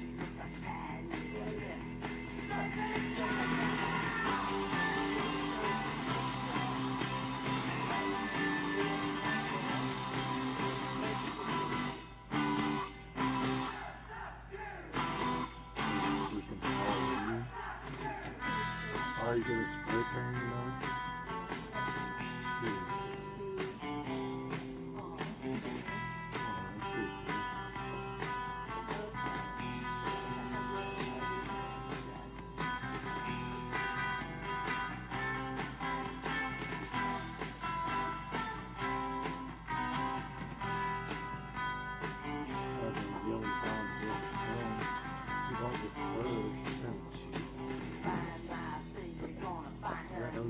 Another $5.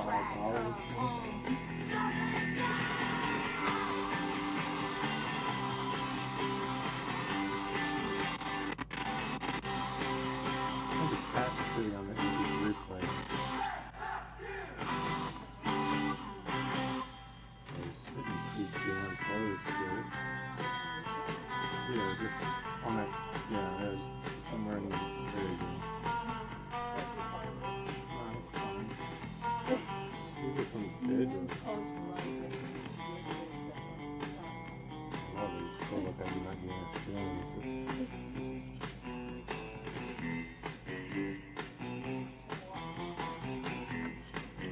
It's a piece of shit MP3 player.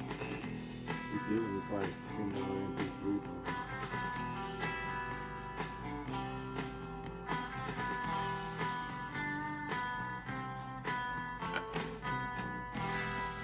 Alright, we're going to find out if Dead Milkman flags you for copyright infringement.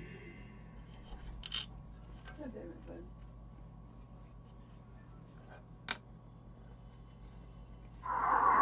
The Johnson's Wax Program with Fibber McGee and Molly.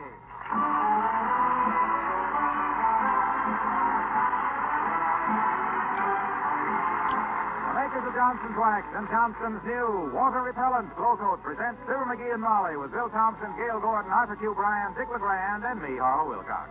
The script is by Don Quinn and Phil Leslie. Music by the Kingsmen and Billy Mills Orchestra.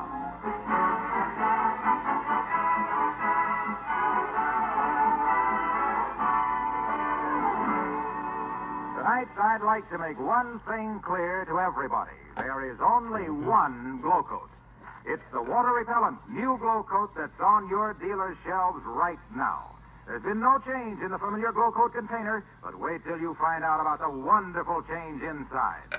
For it is a wonderful thing to be able to cover your floors with a self-polishing floor wax that is positively water repellent. Now, the big thing from your standpoint is that it'll last so much longer without losing its smooth, lustrous shine. Water that's dripped or spilled on it can be wiped right off without leaving an ugly streak or spot. You can damp mop glow coat protected floors over and over without killing the protection or the shine.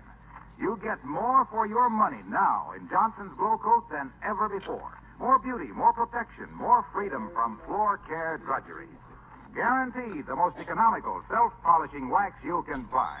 Its protective shine lasts up to 4 times longer. Get water repellent new Glow Coat tomorrow.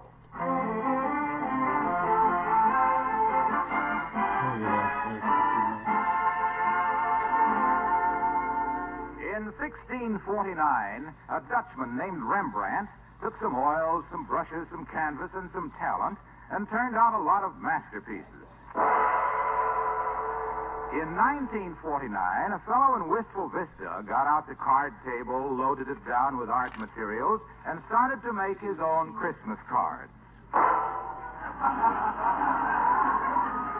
The sound of the gong was so we could avoid mentioning the two artists in the same breath. Because one of them is Mr. McGee, of Fibber McGee and Molly.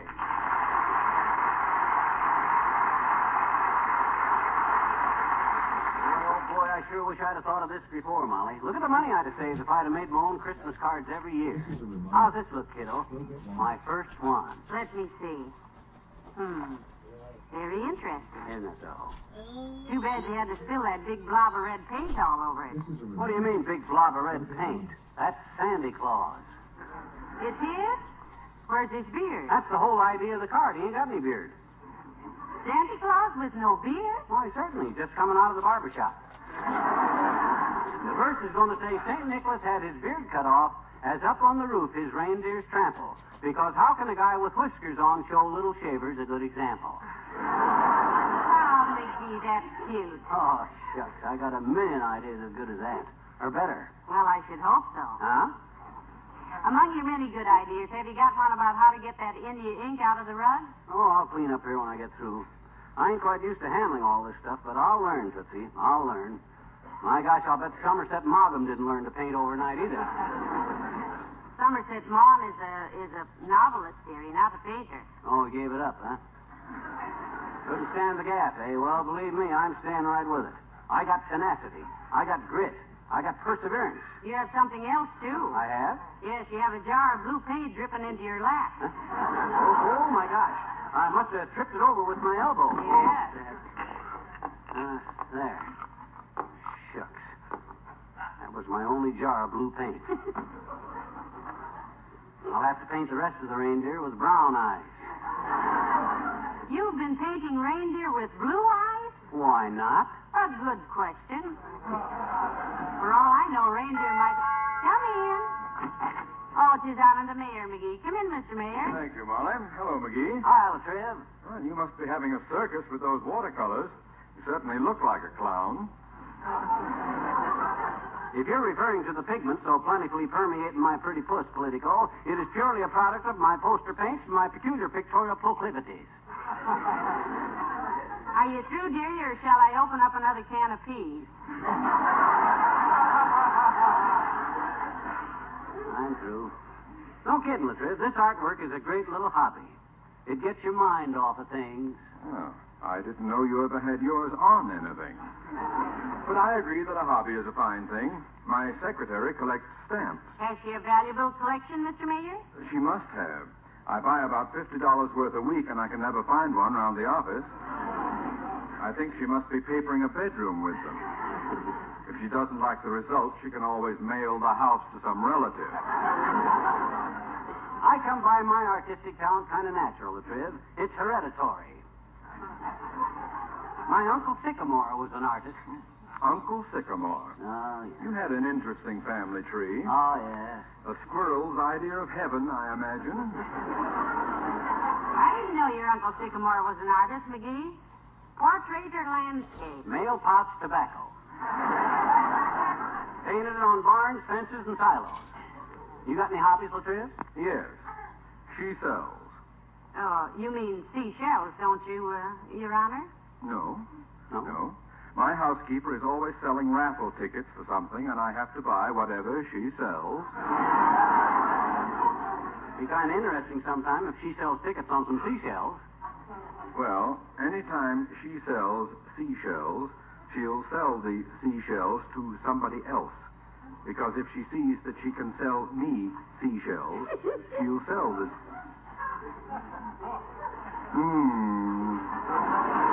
What's the matter, Your Honor? I'll have to change the subject. My bridge work is coming loose. Anyway, I have to be going. I can find my way out, Molly. Don't trouble yourself. No, Mr. Mayor, not that. No, that's the whole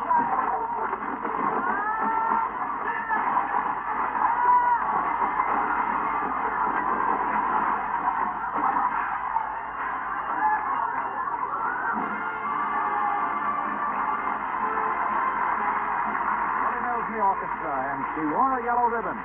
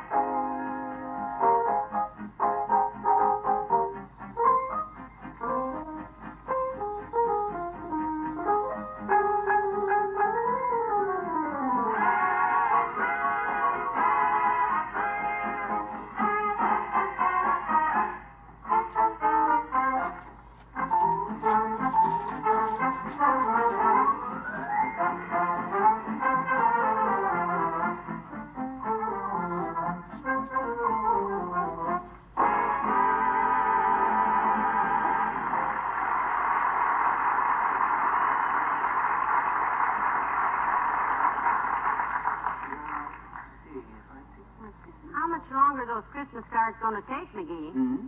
The way the paint is thrown around in here, it looks like Sherwin had a fight with William.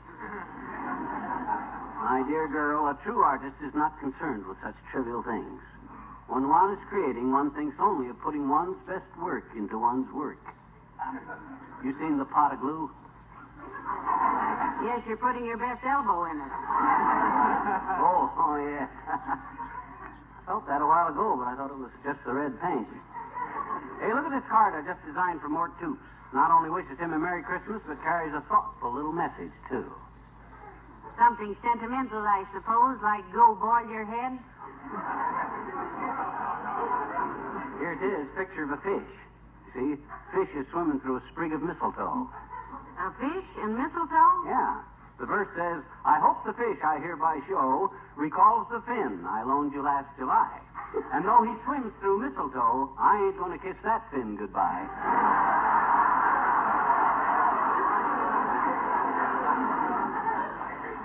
Merry Christmas.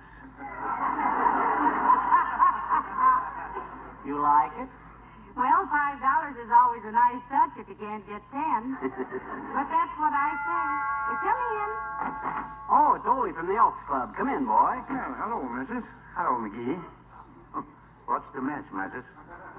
Well, himself here is making his own Christmas cards, heaven help me. Yep, personalized handmade Christmas cards, Ole. None of that run-of-the-mill stuff for me this year. I painted every one of these babies with my own hands. Well, maybe they wouldn't look so messy if you paint them with a brush, McGee. Well, he did use a brush, Ole. He means that... Hey, I might not do so bad with just my bare hands at that, Ole. You've heard of finger painting, haven't you? Oh, sure. My daughter, Christina, she makes good money with finger painting. Yeah? What does she paint? Well, what would a finger painter paint, McGee? Feet? She paints fingers, of course. She's a lady curist. You mean a manicurist, Ole?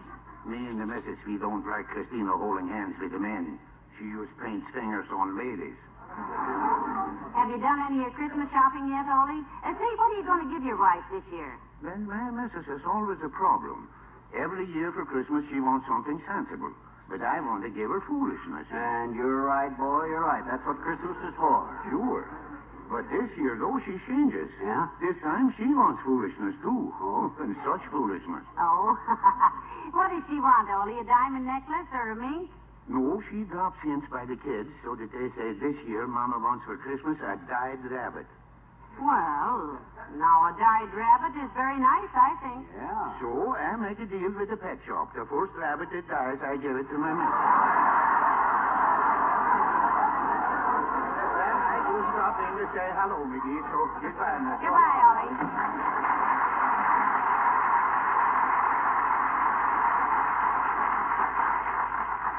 It's a good thing I keep on talking while I'm working, or working while I'm talking, or I'd never get finished. I got some beautiful cards here, Molly. They weren't so messy. Mm-hmm. Now, you take this one for the mayor, for instance. Kind of a symbolic card, see? You get it? The picture of the pork barrel with a hand in it? That's lovely. That's about as subtle as a blackjack. I didn't realize I was so loaded with ideas, so productive, so specific. Not specific, dearie. You mean prolific. Oh, I do, eh? I'm afraid you're thinking of that stale movie at the Bijou, my dear. The one that the ad claims it's colossal, it's stupendous, it's prolific. That's terrific, McGee. Thanks. I think it's a nice card myself.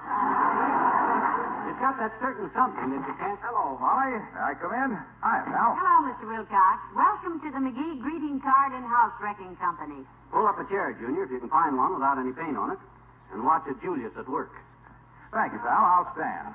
Hey, this is very interesting stuff to me, kids. I used to work in a greeting card place, you know. I didn't know that, Mr. Wilcox. Sure, I design Christmas cards. Modernistic stuff.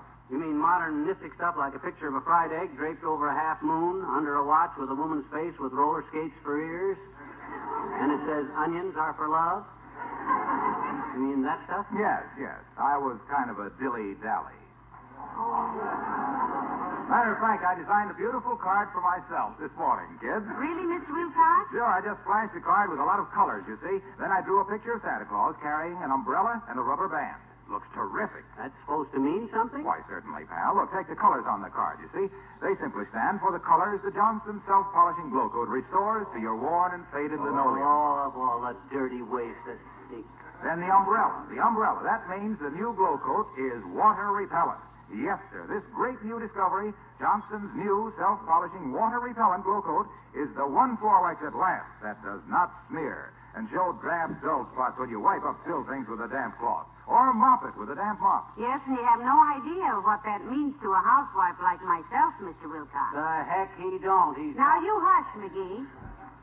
You know, I don't have to wax my floors nearly as often with the new glow coat since it's water repellent. That's right, Molly, because when you mop up dirt and still things, you don't mop up the wax. It stays on and it stays bright even after repeated moppings. That's why I drew the rubber band on my card, because your work is a snap when you use the new water repellent glow coat.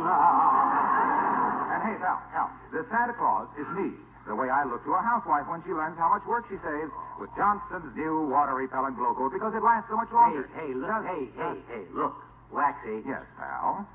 How long did you work in that Christmas card place? About an hour and a half, pal. Huh? The fellow who owned the place made a crack about my drawings that I didn't like, so I left. Oh, independent, eh? What'd he say to you? Wilcox, he said, you're fired. So I left. Like this, kid.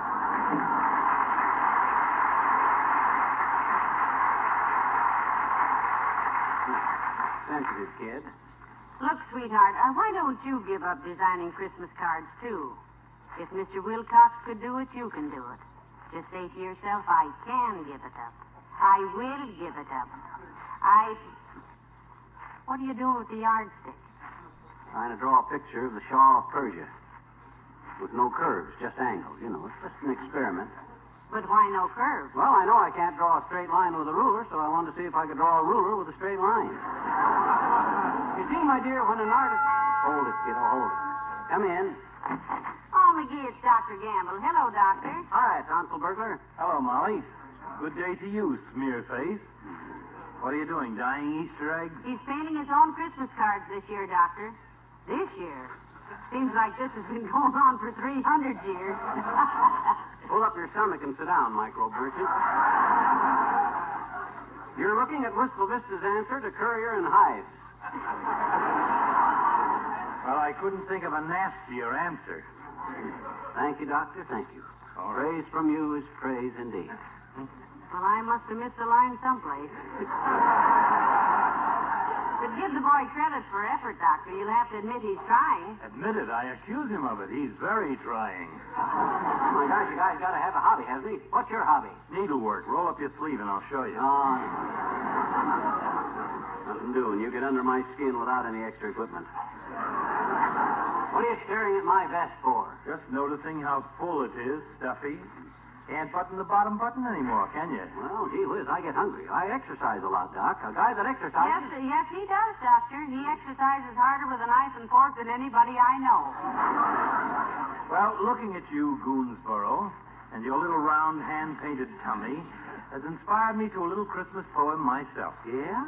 Maybe you can use it on one of your cards. Gee, you made one up just sitting here? Let's hear it, Doctor. Oh, yes, let's. All right. Christmas is a time of cheer, to think of the colorful friends we've got. Like little Bucklebuster here. He is the rainbow at the end of the pot. So long.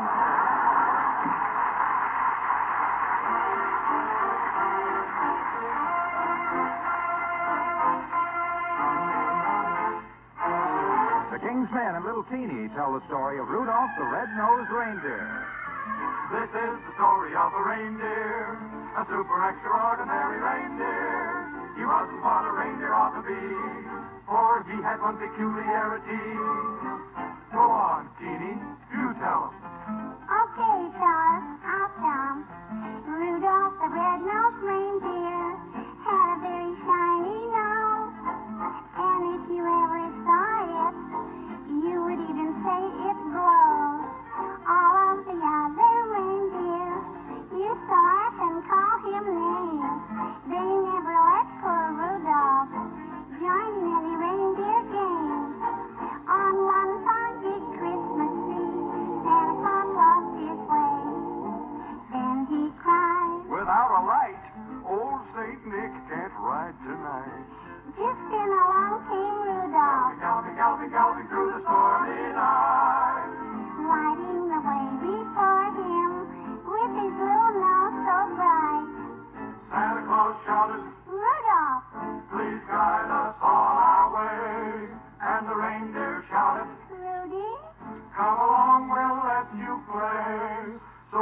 Dasher and Dancer and Prancer and Vixen and Comet and Cupid and Donner and Blitzen away.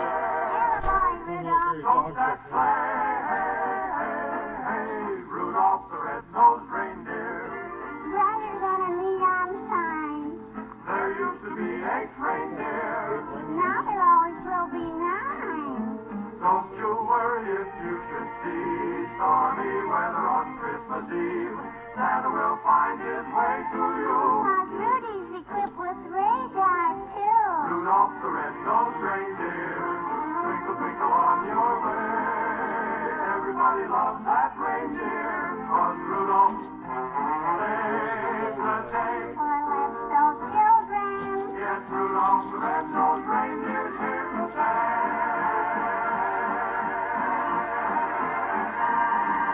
That's the end of the story, Alberta.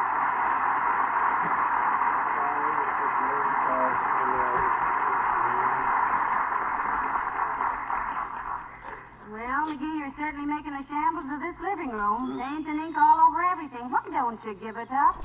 My dear, did Da Vinci give up? Did Piscatio give up? Did Somerset Maugham give up? I told you before, Somerset Maugham is not an artist. He's an author. He's an author. I'm an author and an artist. Who wrote that wonderful little Christmas verse? 'Twas the night before Christmas, and all through the house we could smell Uncle Dennis. He was such an old sow.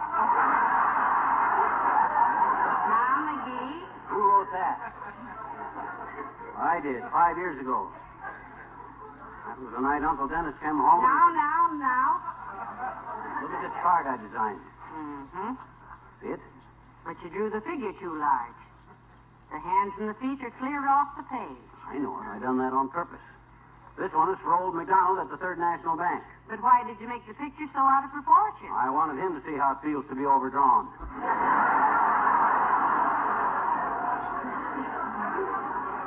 But now, dearie, look. How many cards have you finished? Well, as soon as I finish this one and 2 more, I'll have 3. Kind of discouraging at that, but it's going smoother now. I'm getting the knack of it. Oh, McGee, watch it. There goes the ink. Oh, do something, sweetheart. Don't just sit there and watch it pour out onto the floor. It ain't going onto the floor. It's running down my pants into my shoe. All I got to do is sit here till it dries, and then I can get up and walk. Oh, dear. Come in. Hello there, daughter. Hello, Johnny. Oh, hi, old-timer. What are you making the Christmas cards for? Christmas? Well, the way I'm laying eggs with them, I think I'll use them for Easter. Where's your girlfriend, Bessie, Mr. Oldtimer? Isn't she with you? No, daughter. Bessie's working down at the carnival. Me and her had a little falling out. Had a fight, eh? Nope. Falling out. Oh? Out of the top seat of the Ferris wheel. Heavenly days. Was Bessie badly hurt? No, she was delighted, daughter. She fell with her face in the cotton candy, and they gave her a job as a bearded lady. Bessie's a sweet kid. Now, anyway. I can have a lot of fun in the carnival. I mind one time I was throwing darts at some balloons, and a fat lady walked past. Yes, they sure are fun. Bessie and me went to the Hall of Mirrors. Oh, that Hall of Mirrors. What those things can do to your shape. You said it, daughter. Bessie never looked better. I never quite understood, old-timer. Is Bessie a daughter of the Old South or just an old daughter of the South? Now, McGee. Say, where did you ever meet her anyway, Mr. Oldtimer? Well, daughter, I was judge in a beauty contest down in Possum Choke, Alabama, and Bessie won it hands down. Hands down, eh? She was scared to raise them. The elastic in her bathing suit bloomers was busted.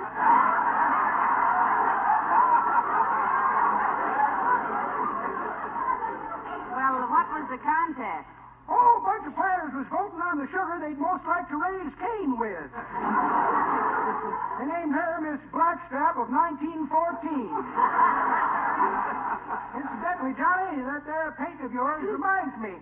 Bessie's papa was a painter. He was? Good one, too. I remember one painting he done of the whole family standing around a vat full of moonshine.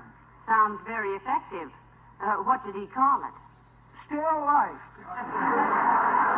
Well, we gotta get down to the carnival to see Bessie, kid. So long. So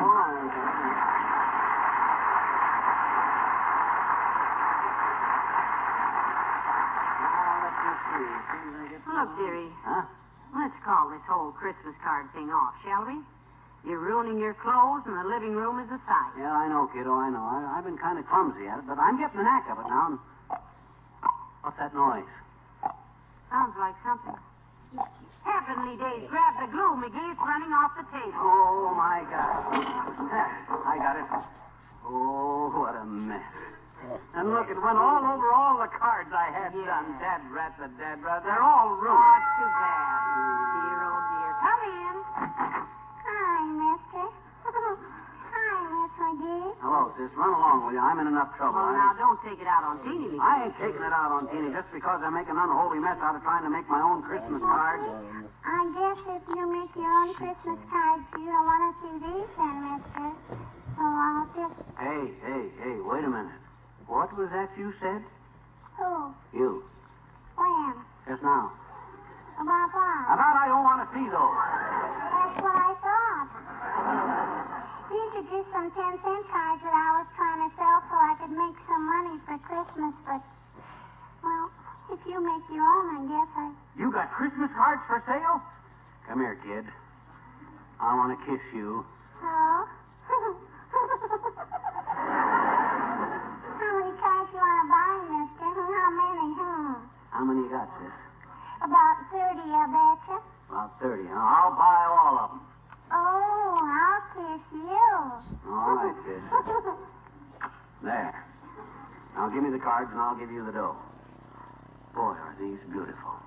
Look at them, Molly. Lovely. So colorful. Such clever verses. How can them commercial companies turn out such beautiful stuff so cheap? Here, sis, here's $3. And thank you ever so much. Sis, what's the matter? Well, nothing, mister. Only, I guess I better tell you. The reason they're so cheap is they've been used.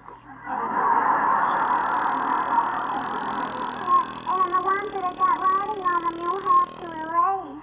If you need any more, let me know. Our attic is just full of them. So long, mister.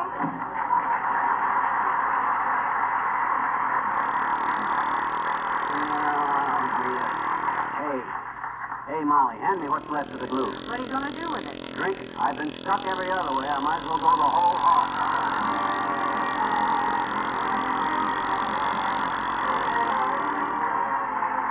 Fibber and Molly return in a moment. Let me remind you again, there is now a self-polishing floor wax that is positively water repellent. It's Johnson's new Glow Coat. That means long-wearing protection for your floors, freedom from ugly spots or drab streaks caused by water. Spill things, muddy footprints, melted snow, whisk right off that hard Glow Coat surface. Glow Coat stays on, stays bright, even after repeated damp mopping. And this wonderful new water-repellent quality means that Glow Coat's protective shine lasts up to 4 times longer. That's why Glow Coat is guaranteed to be the most economical self-polishing wax you can buy. So tomorrow, get the smooth-spreading, self-shining floor wax that's positively water-repellent. No change in the Glow Coat package, remember, but what a wonderful difference inside. Ask for the new water-repellent Glow Coat tomorrow.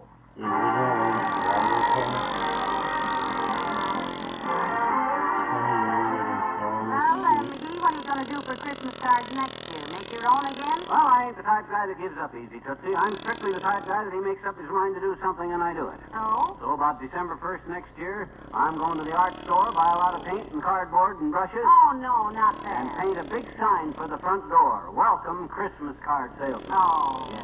Good night, all.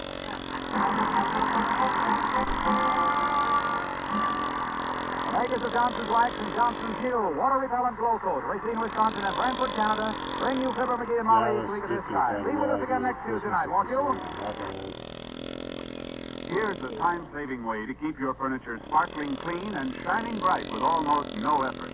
Tomorrow, start using Johnson's Cream Wax, the fastest wax furniture polish money can buy. Johnson's Cream Wax cleans so quickly, dries so quickly, polishes so quickly, that using it is almost as easy as dusting. A few strokes of a cloth do the cleaning, a few more polish your furniture to a satiny smoothness. And this wax contains no sticky oils to catch dust. Tomorrow, start using the fastest wax furniture polish money can buy. Get Johnson's Cream Wax at your dealers.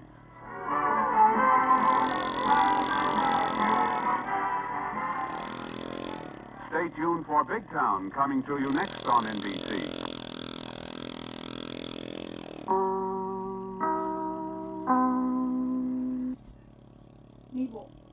Another tale well calculated to keep you in suspense. In just a moment, Cold Canvas, written for suspense by Walter Black. Yeah?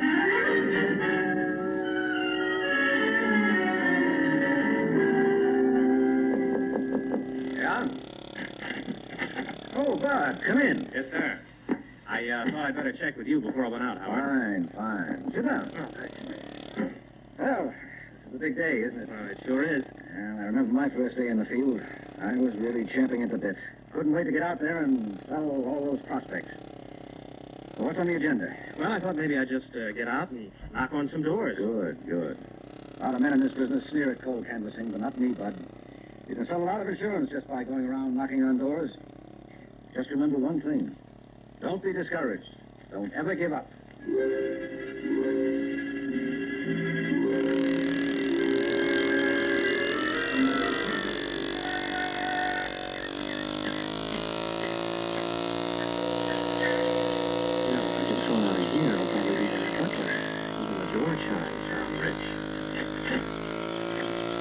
Oh, good afternoon, madam. Are you the mistress of this beautiful establishment?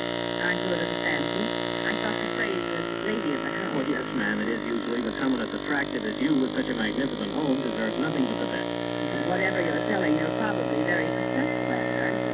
Ma'am, if I am, it's only because I'm lucky enough to have the right kind of client. Client? For what? Peace of mind and security, madam. This I have not heard before. This is new. All right, Mr. Bones, you've piqued my interest.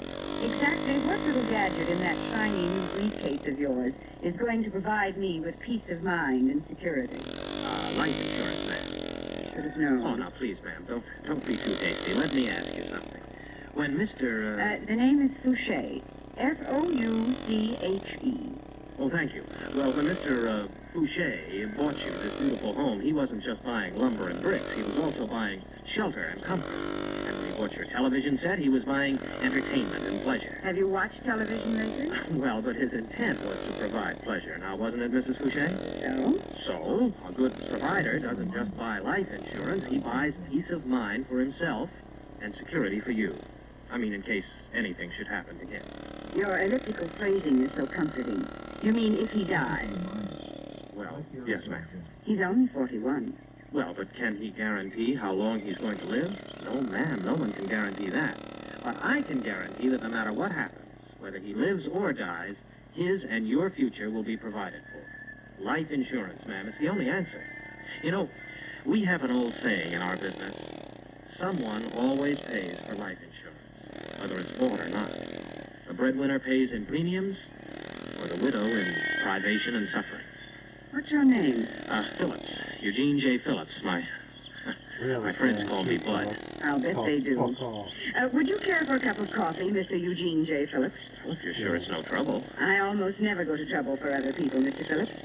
Come on in and meet my husband. You can tell us both all about this peace of mind and security.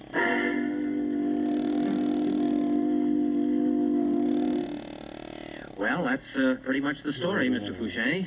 You're a successful businessman. I don't have to tell you the value of sound investing. Okay, I get the pitch. If I drop dead, I'm worth $100,000. You want me to buy this home? I want you to do what you feel is right. How much does $100,000 cost? Let me see now. With a double indemnity in the event of accidental death, $3,157 annually. Out of the question. Forget it. Oh, that's all right, sir. I mean, what could you conveniently afford? Maybe, at the outside, maybe $1,000 a year. Right? When would it be convenient for you to be examined by our doctor? I haven't said yes yet. Well, no, sir, but you see, regardless of whether you put 1,000 or 100 into the plan, you're going to have a medical examination. So at least we'll find out if you can qualify. It can't hurt you to have a physical, Victor. Where do I have to go to get it? Oh, nowhere, sir. I'll have the doctor here at the house. How's tomorrow evening around 8:30? Can tomorrow. Make it Friday. All right, sir. Friday at 8:30. Now, if you'll just sign this application and give me... I haven't definitely made up my mind yet. I don't sign papers until I'm sure I'm ready to go ahead. Well, this is just an application, sir. It doesn't bind you or the company. But you see, we must have it in order for you to be examined by the doctor. I have no intention of giving you any money tonight. You don't have to, Mr. Fouché. You can pay the first premium when the policy is issued. Now, what is your exact date of birth?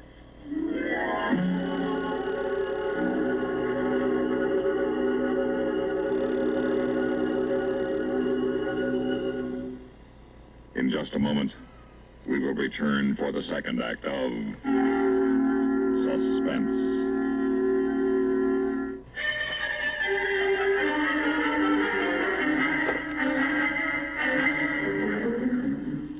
Well, of course, he kept throwing in arguments, but I just said uh-huh and yes, sir, and kept right on filling out the application. Uh-huh. And when does he take his physical? Friday night. Think you'll go through with it?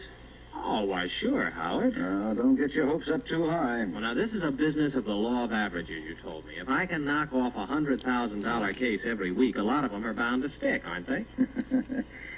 And I wish I'd had your spirit when I was your age. Sure, Bud, you keep on knocking them off and you'll be rolling in dough. Only, don't concentrate on the big ones. It's the 5s and 10s that pay the freight. Yeah? Oh, yes. For you, Bud, a woman. Oh, thanks. Hello? Is that Mr. Phillips? It sure is. Madam Fouché. Oh, yes, ma'am. About that insurance for my husband. Oh, well, there's nothing wrong, is there, ma'am? I mean, it's a fine policy, Mrs. Fouché. Believe me, I wouldn't have recommended it. Now, don't get upset, Mr. Phillips. Mr. Fouché wants to go through with it, but after you left last night, we got to talking about it. He's figured out a way that his corporation can pay the premiums, and they'll be tax deductible. Oh, yes, ma'am? So we've decided to increase the size of the policy. Oh.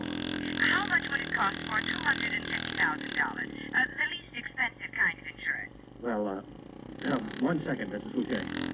Howard, look up the rate for $250,000 convertible tranche lease 41. By the year, Mrs. Fouché? Oh, no, Mr. Fouché was very explicit on that point. He said monthly. Yes, ma'am. Okay. Let's see, with double indemnity, $355 each. $355 per month, Mrs. Fouché. All right. Oh, by the way, will this also provide for my husband's retirement? Oh, well, no, don't worry about that. We'll convert it at a later date to the right kind of plan, but meanwhile, you'll be protected in the event of his premature... Yes, Mr. Phillips. All right, I'll put the check in the mail tonight. Make it out to the company, Mrs. Fouché. Yes, and I'll mark it to your attention. Well, thank you very much. Oh, don't forget that the doctor's coming on Friday. We haven't forgotten. Goodbye, Mr. Phillips. 250,000? Yeah. Well, I'll be a no-good, three-toed, tree-climbing South American sloth. What did I tell you? Hey, Howard, what is my first-year commission? 55%, you lucky boy. 55% of 355. Now, let me see. That's close to $200 a month. $2,400 for 1 hour's work. Oh, I think I'm going to like the insurance business.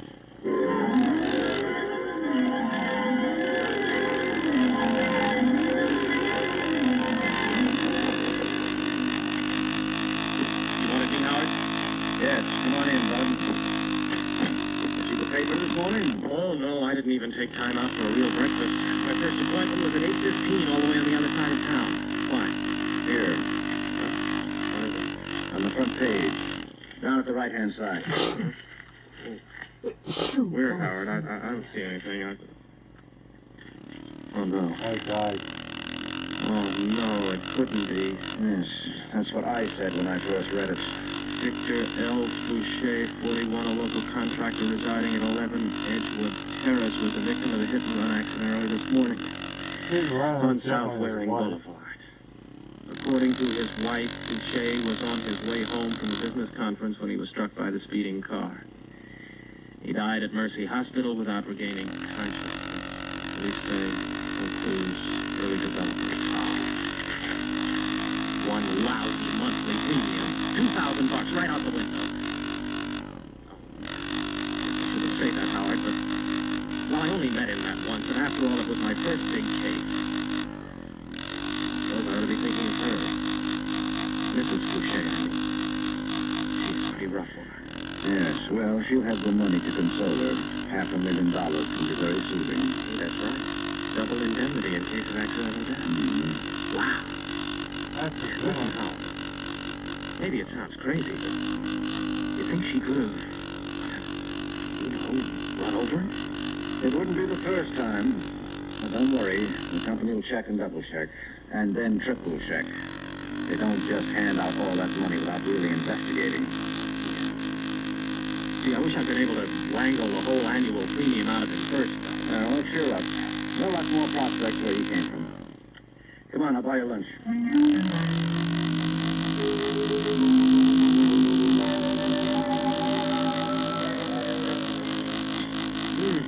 That was sure a good meal, Howard. Thanks a lot. Yeah, feeling a little better now? More coffee? Just a little. That's good, thanks. What you got to do now, kid, is simply forget all about Fouché and settle down to making up the difference in other policies. Yeah. 4 or 5 medium-sized cases will make it all back for you. Never look back, bud. Always ahead. Well, hey, Howard. Huh? Look, over there, just coming in. It's not bad, not bad at all. That's Mrs. Fouché. Oh. Look, the guy with her. And what about him? Why would she be going out to lunch with some guy the day after her husband is run over? Oh, don't go leaping to a lot of conclusions, son. The man could be her brother or her lawyer or her husband's lawyer. Or just somebody who's taking her out to get her mind off her troubles. Well, law says the widow has to go into hiding. Come on, drink your coffee. I have to get back to the office. Howard, would you do me a favor? Go pay a call on her later today with me. What for? Well, you're more experienced about people than I am. I'd just like you to meet her and see what you think of her. Well, if it'll make you feel any better, okay. Besides, isn't every day I get to meet someone as good looking as she is.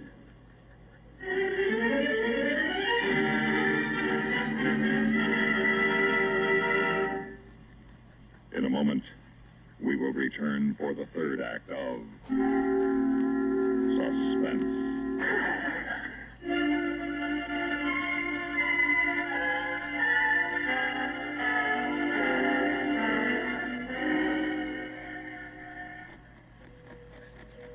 Swanky neighborhood. Yeah, where do you see the inside of the house? Oh, Mr. Phillips. Yes, ma'am. I'd like you to meet my associate, Mr. Rigby, Mrs. Boucher. How do you do? Hello. You've seen the paper? Yes. I still don't believe it. Only last night at supper we were discussing our vacation, and now... You must excuse me. Oh, please don't apologize, ma'am. That's why we came, to offer our condolences. That's very kind of you. I feel so lost. If it weren't for my husband's lawyer, Roger Whittier, I don't know what I'd do. He even insisted on taking me out to lunch today to get my mind off. What did I tell you? We won't bother you anymore, Mrs. Boucher. If there's anything we can do, just let us know. Come on, bud. Would you like to come in for a moment? No, ma'am. No, we wouldn't dream of imposing. Goodbye. Goodbye. Well, Howard, what do you think? She's a fine woman. Taking you like a soldier. Like I said, Bud, you're leaping to a lot of wrong conclusions.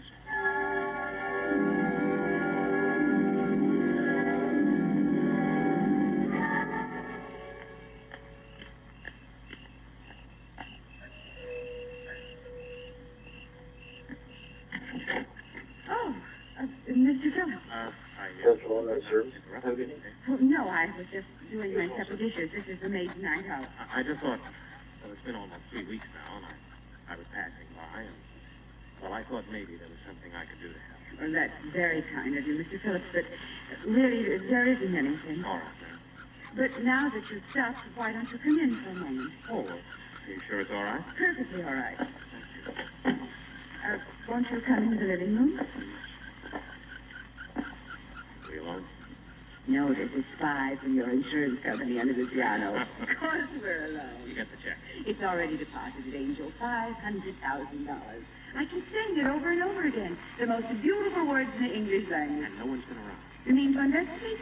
No, not since right after the accident. Oh, you know what that means, baby? We are in the clear. Nobody's got a thing to go on. We're in the clear. Well, I never thought we wouldn't be, Angel. I can't wait much longer for you. Sneaking in and out like this has been driving me crazy. Me too, darling. When do we go? Well, I gotta think of a good story for Wrigley. Something that'll give us 2 or 3 weeks head start. Maybe a vacation. And then we just take off from Mexico and from there down to South America. But what if they suspect us? Oh, let them. They'll be long gone. And we'll be where they can't extradite us either. You've gotten rid of the car? Yes, sir. Stripped it down in my own garage and sold it for junk piece by piece. Don't you worry, baby. We've got it made. I'm not worried, as long as I have you. Now, look, I'll call you tomorrow or the next day. Just hold tight. Yes, sir. So long, gorgeous. Take care, my angel. Go on to bed. I'll let myself out. Good night, Mrs. Boucher. If there's anything else Mr. Rigby or I can do for you, please just say the word. Hurry up, Roger. He's gone. Just now. Where are your bags? Already in the car. Okay, let's get going on. Back door. What about your bag? I'll find what I need in Mexico. The sooner we're across the border, the better. We picked a good night, Madeline. Pitch black. Come on. The garage doors are already open. We thought of everything. Gas tank full. Thought of everything, Mother. You got it.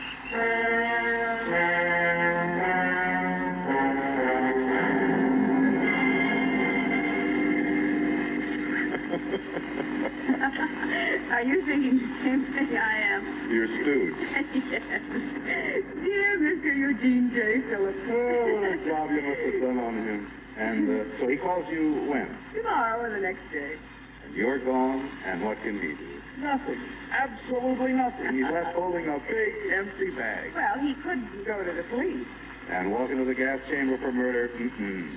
Anyway, give us 1 week and who cares? There's no extradition where we're going. That's funny. He mentioned that, too. No, it only goes to show that he's a very intelligent stooge.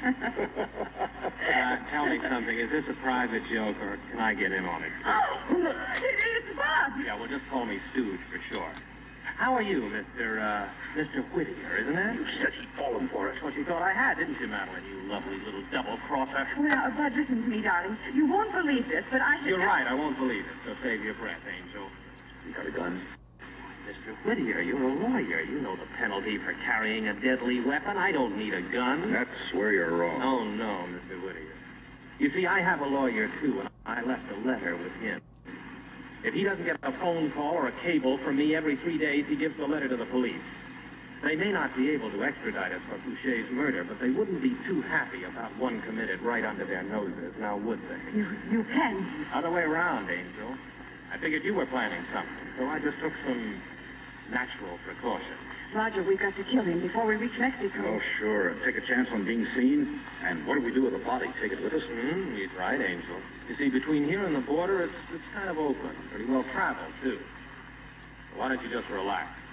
Even after I take my third, you and Clarence Darrow there still have $333,000 left, and that's not hay. Shut up. Poor sportsmanship.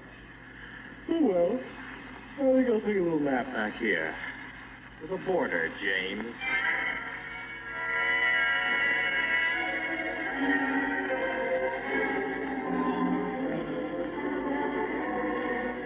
Si, senor.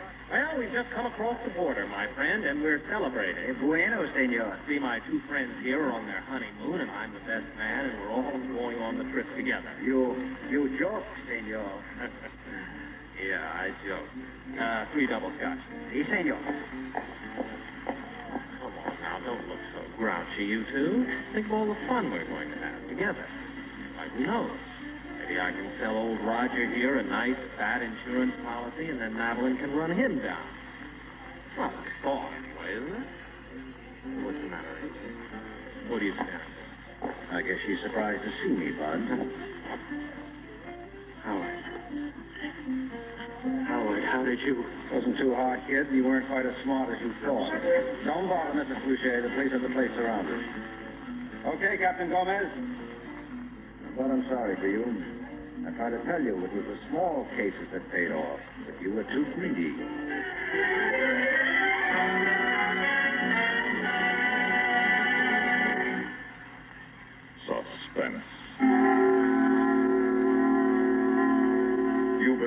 to Cold Canvas, written for suspense by Walter Black. In a moment, the names of our players and a word about next week's story of suspense. Heard in tonight's story were William Redfield as Bud Phillips, Ginger Jones as Madeline Fouché, Les Damon as Howard Rigby, and Guy Rett as Victor Fouché. Listen again next week when we return with Endgame by David Karp, another tale well calculated to keep you in suspense.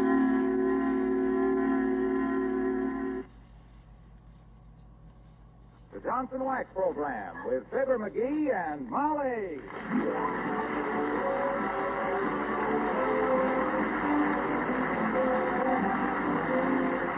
The makers of Johnson's Wax products for home and industry present Fibber McGee and Molly with Bill Thompson, Gail Gordon, B. Benaderet, Arthur Q. Bryan, and me, Harlow Wilcox. The script is by Don Quinn and Phil Leslie, and the music by the Kingsmen and Billy Mills Orchestra.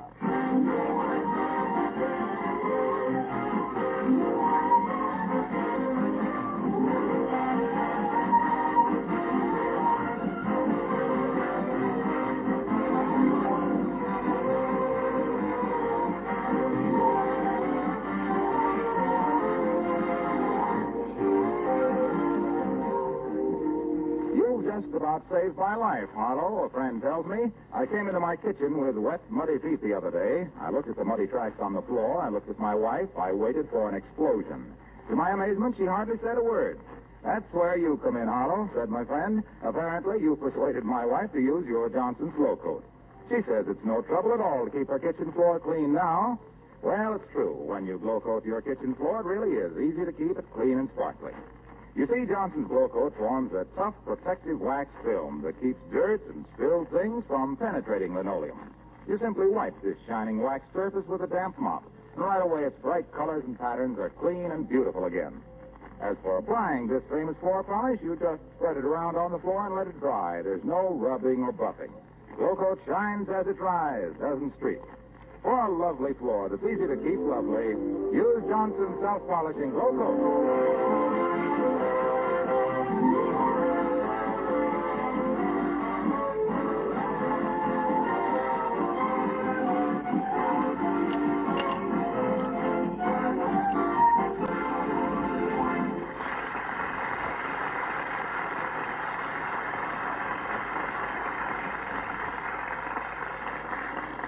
The McGees of 79 Wistful Vista have worked out an arrangement with the evening paper.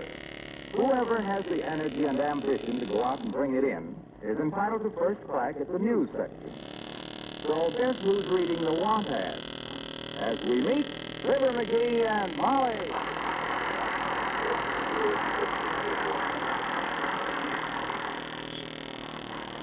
Here's an interesting ad, Molly. It says, me too. For sale. Fine saddle horse by farmer who's moving to town with 5 gates and gentle manners.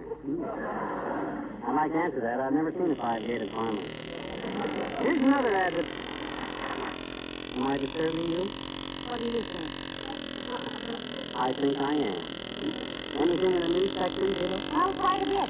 And before I forget it, you'd better put plenty of water in the car before we go to the drugstore so it'll stay cool. Stay cool? Why are you worried about the car staying cool? Well, look at this headline. Police rounding up large numbers of hot cars. My goodness, the way that car runs. No.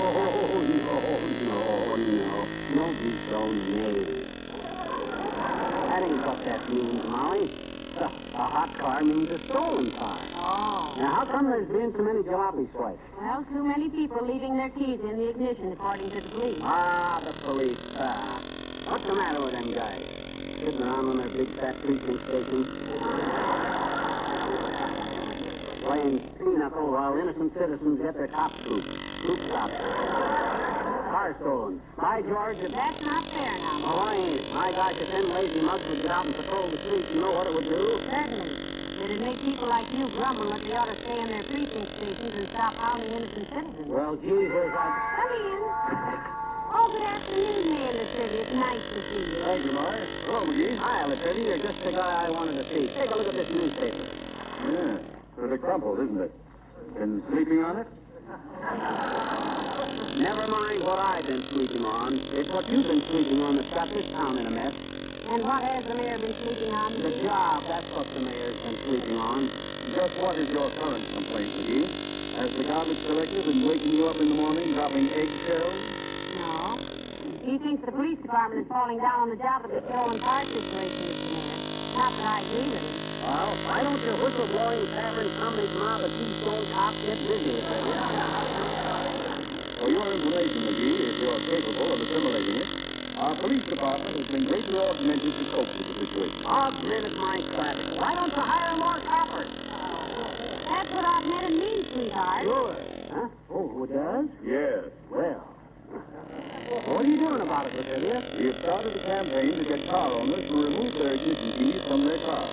We call it the Car Keys Club. Oh, do a lot of people leave their keys in their cars, Mr. Mayor? More than 60% of the current crop of stolen cars have been taken by youngsters who wanted to go joyriding, Mr. McGee. And in 9 out of 10 of those cases, the keys left in the ignition were a standing invitation to them. Any chap that's lemon-headed enough to leave his keys in his car deserves to have it sold. I almost agree with you. I notice you have your car keys in your hand, Mr. Mayor. You don't take any chances yourself, do you? These are not my car keys, Mr. McGee. Whose are they? Yours. You left them in your car out in front. Here. Oh, thank you, Mr. Mayor. You better be more careful, McGee. Pata, nobody gets very far with my car. There ain't a tire on it that would roll over a cigar butt without blowing a tube. The loss of your car does not interest me as much as the youngster who starts himself out as a thief by borrowing it, McGee. Yeah, you'd really miss that car, too, if you couldn't take it to go on a fishing trip this summer, dearie. Oh, my goodness, I'm glad you mentioned fishing, Molly. I've got to stop downtown and pick up some fishing tackle I ordered. Live bait, Your Honor? No, I'm a fly fisherman. Really, Latriv? I'm a fish fisherman myself. I didn't mean that I fish for flies, McGee. I fish with flies. Oh, McGee fishes with Dr. Gamble.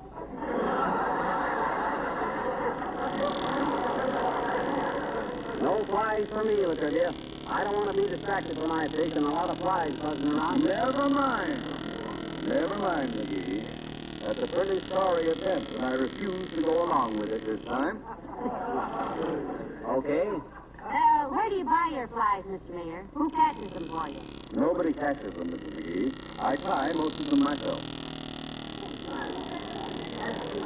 So they won't get away before you need them, huh? It isn't a matter of their getting away, McGee. Why, of course not if you tie them up tight. I don't tie them up. I don't tie them tight, I tie them loose. I don't tie them up. I just tie them. Didn't you ever hear of a trout fisherman flying ties or tying flies? No, and it must be pretty delicate work, too. I tried to lasso a calf once and couldn't come within a mile of it. But to tie a fly? What do you do, tie the hind legs together and then throw them down? No, I don't. I merely take the feathers. Heavenly days, feathers. Now, just a darn minute, Latricia. My little wife may be pretty dumb, but feathers on a fly is just... I didn't say flies had feathers, Father. A feather. I said a fly troutman, a fish flyer, when a man tries to fly a tie, tries to fly a tie, you know very well that fish flying crashes. Fishes is a crash.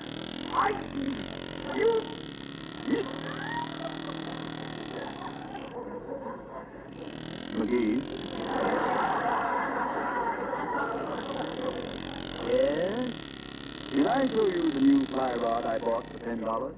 Yes, and it was a good buy, Latricia. Good buy, McGee.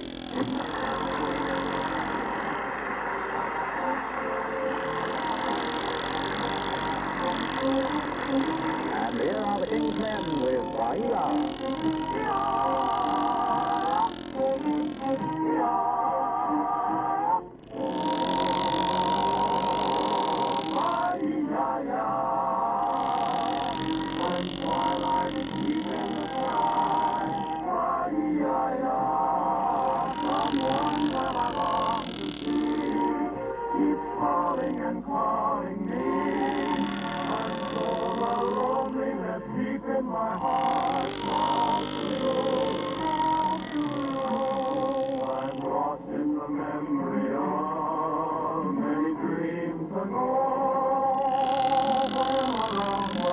Young and you were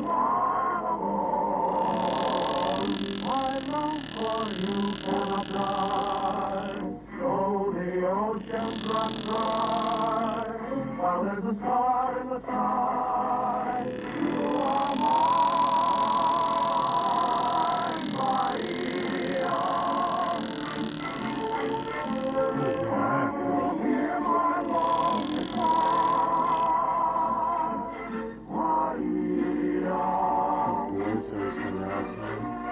I will love you till I die.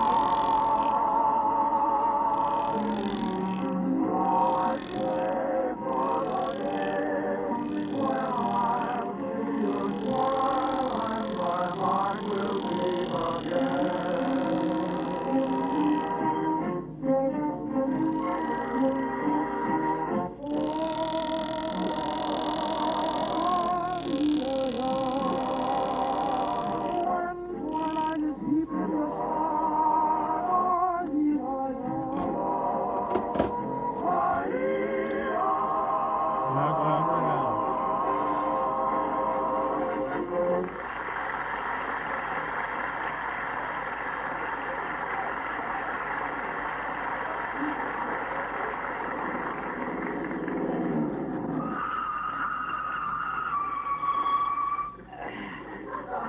Gotta get them brakes fixed. You said you wanted to stop at Kramer's drugstore, didn't you? Yes, thank you. Where shall I meet you? Oh, I'll come in with you. You're buying your Kleenex, you think?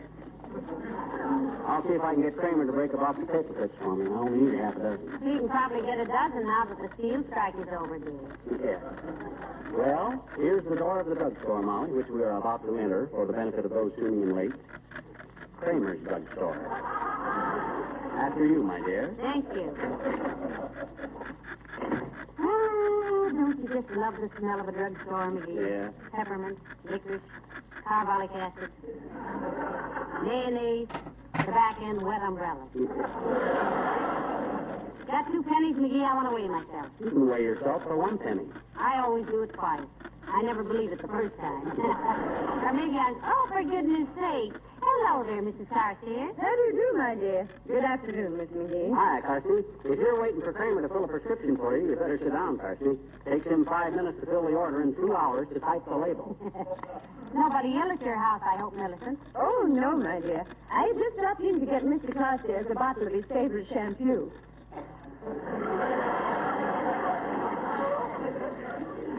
You mean shampoo, Carsey? Not the kind he likes, Miss McGee. He prefers a brand scented with tiger lilies. The formula, I believe, is in the proportion of 12 tigers to 1 lily. Does your husband wash his own hair, Millicent? Oh, no, my dear. He sends it out. But he sends his own shampoo with it.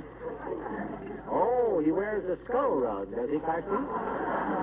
Yes, Miss McGee. I think that's one reason I fell in love with him years ago. I simply adored sitting in front of the fireplace, running my fingers through his hair after he'd gone home.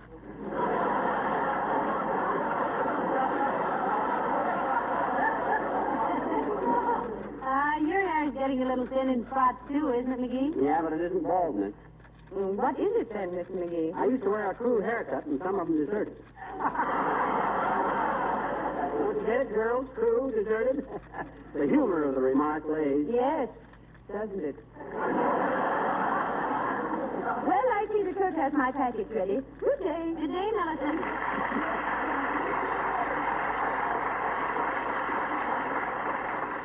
Trouble with her is she's got no sense of humor. She's the kind that groans when you make a pun and then uses the same pun the rest of her life. Making a pun is like laying an egg, McGee. Yes, isn't it? You do all the work on it, and then somebody grabs it, and you never see it again. Well, oh, my God, come on, let's get out of here. But why? My goodness, we... Over there by the cigar counter. It's more troops. I don't want him to see me. But he's one of your best friends. Why don't... I'll explain later. Hurry up. Oh, phew, that was a close call. Let's drive around a while, Molly. McGee, I will not stir one step until you explain why you are avoiding an old friend. That's not like you. The old friend doesn't like me either. Why not? Well, a couple of us boys at the Elks Club saw Mort sleeping in a chair tipped up against the wall, and we stuck a couple of pool cues up his pant leg and then give him a hot foot.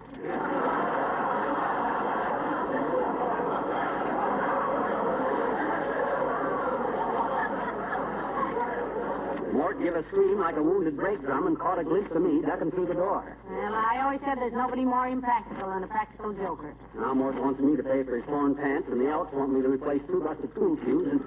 Oh, my gosh, Molly! What's the matter? It's my car. It's gone. Somebody stole it. I remember leaving it right here by this fire plug. Somebody stole it. No. Now, calm yourself, dearie. Standing here yelling about it won't help. Get back in the drugstore and call the police. I'll say I'll call the police, but I can't leave this car for a minute in this town without... Hey, did I take the keys out of it? No. Oh. I did. And I gave them to you, remember? Oh, yeah. Well, come on and help me telephone the cops. How can I help you make a phone call? Well, you can tell me my name when I ask you. I'm so excited I probably won't remember. Oh, come on. Where's the phone booth? Oh, here. You see, Madam, Johnson's self-polishing glow coat is... I'm sorry, buddy, this phone isn't used. Johnson's glow coat not only preserves and protects your linoleum, but it also helps bring back its original beauty and luster. Yeah, It requires no rubbing or buffing. Oh, my gosh. Look, Carlo. Let me use that phone a minute because I got... Oh, wait, brother, you'll bother me. Get your hand out of that floor. You should know that bothering him in the middle of a sales talk is like slapping a panther in the middle of lunch. But he didn't realize who I was. He thought I was some stranger. I've heard people say that you'd make a very nice one. I'll tell him who I am. And furthermore, Madam, Johnson's glow coat is extremely simple to use. Just pour it on, spread it around, and let it dry. And in 20 minutes or less, you can walk across a sparkling, gleaming linoleum. Hey, Waxy. Let me use the phone, will you? It's me, little Fibber. Glad to know you. My name's Wilcox. Now go away, will you? You see, Madam, spots and filterings are so easily removed from a glow-coated floor that housework is greatly simplified. Housewives... Hey, Waxy, please, listen. I can look, mister. Go send yourself a threatening letter, will you? I'm busy. You see, Madam, with Johnson's self-polishing glow coat... You just have to let him finish, McGee. He's the skyrocket type. Won't come down to earth till he burns himself out. Yeah, but gee whiz, I don't see why he can't. You may have the phone now, sir. I'm very sorry that I was... Oh, hello, pal. Don't call me pal. Hello, Molly. Hello, Mr. Wilcox. Where's the nosy pup that was trying to crash the phone booth? Well, I was in Southfield, Mr. Wilcox. He's got to call the police. Somebody stole my car, Junior. I got to report it. Oh, gee, that's tough, pal. Hey, look, when you get to the police department, ask for my cousin, Big Freddie Wilcox. He's a lieutenant. Here's a handful of nickels. It'll only cost 1 nickel, Mr. Wilcox. Not if you talk to Big Freddie. He doesn't catch on very quick. Usually costs me 35 cents to wish him a Merry Christmas. Well, good luck with it, pal. See you later. Go on, McGee. Get with it. Oh, okay. Hello, operator. Give me the police department. Hello, police department. I want to report my car stolen. Yeah, it's a blue sedan with a cracked windshield, a half a Hershey bar in the glove compartment, a bath mat, a lap robe that says Hotel Waldorf on it, and... Wait a minute. What's my name, Molly? Fibber McGee. You sure? Yeah. Hello? Fibber McGee, 79 Whistle Vista. Yeah. Oh, okay, Sarge. Okay, hop to it. He says they'll put it on the teletype right away, Molly. He says that... What's the matter? Look, dearie. When we get out of the car, where were we? What do you mean, where were we? We were right in front of Kramer's drugstore, naturally. And which way did we rush out when you saw Mr. Toops? Out the side door on 14th Street. That was the nearest to... You mean... I mean, take a look out the front window. There's our car right where we left it, on Oak Street. I'll be a monkey's father's brother. Come on, Molly. Imagine that. All that excitement for nothing. Well, almost for nothing. Cost a nickel. I'll pay a nickel any time to have that car, not to have that car stolen. I wouldn't pay any more than a quarter to have... hello there, kids. What you doing? Oh, hello, old-timer. We thought somebody'd stolen our car, but we were mistaken. Hey! She said we thought... Well, I'm glad you found it, kid. Dirty crime to steal anybody's car nowadays. Almost impossible to get a good one. What are you doing downtown, old-timer? Hey! Well, Johnny, I come down here to see Doc Gamble. Had a little consultation. Nothing serious, I hope, old-timer. Oh, no. You see, kids, when I was in the Seabees, down there in them beautiful, sun-kissed, flowery, man-forsaken South Sea Islands, I took so much Atabrine, my system feels like the back room of a drugstore. Atabrine, huh? That's what they use to cure malaria, isn't it, old-timer? Hey! Isn't that what they use to cure? Yeah, malaria. What's the treatment, old-timer? What's Dr. Gamble giving you? They'll run around, daughter. He says I'm a silly old fool. Why? Simply because Hey! Why does he think you're foolish? Because I asked him to give me malaria to get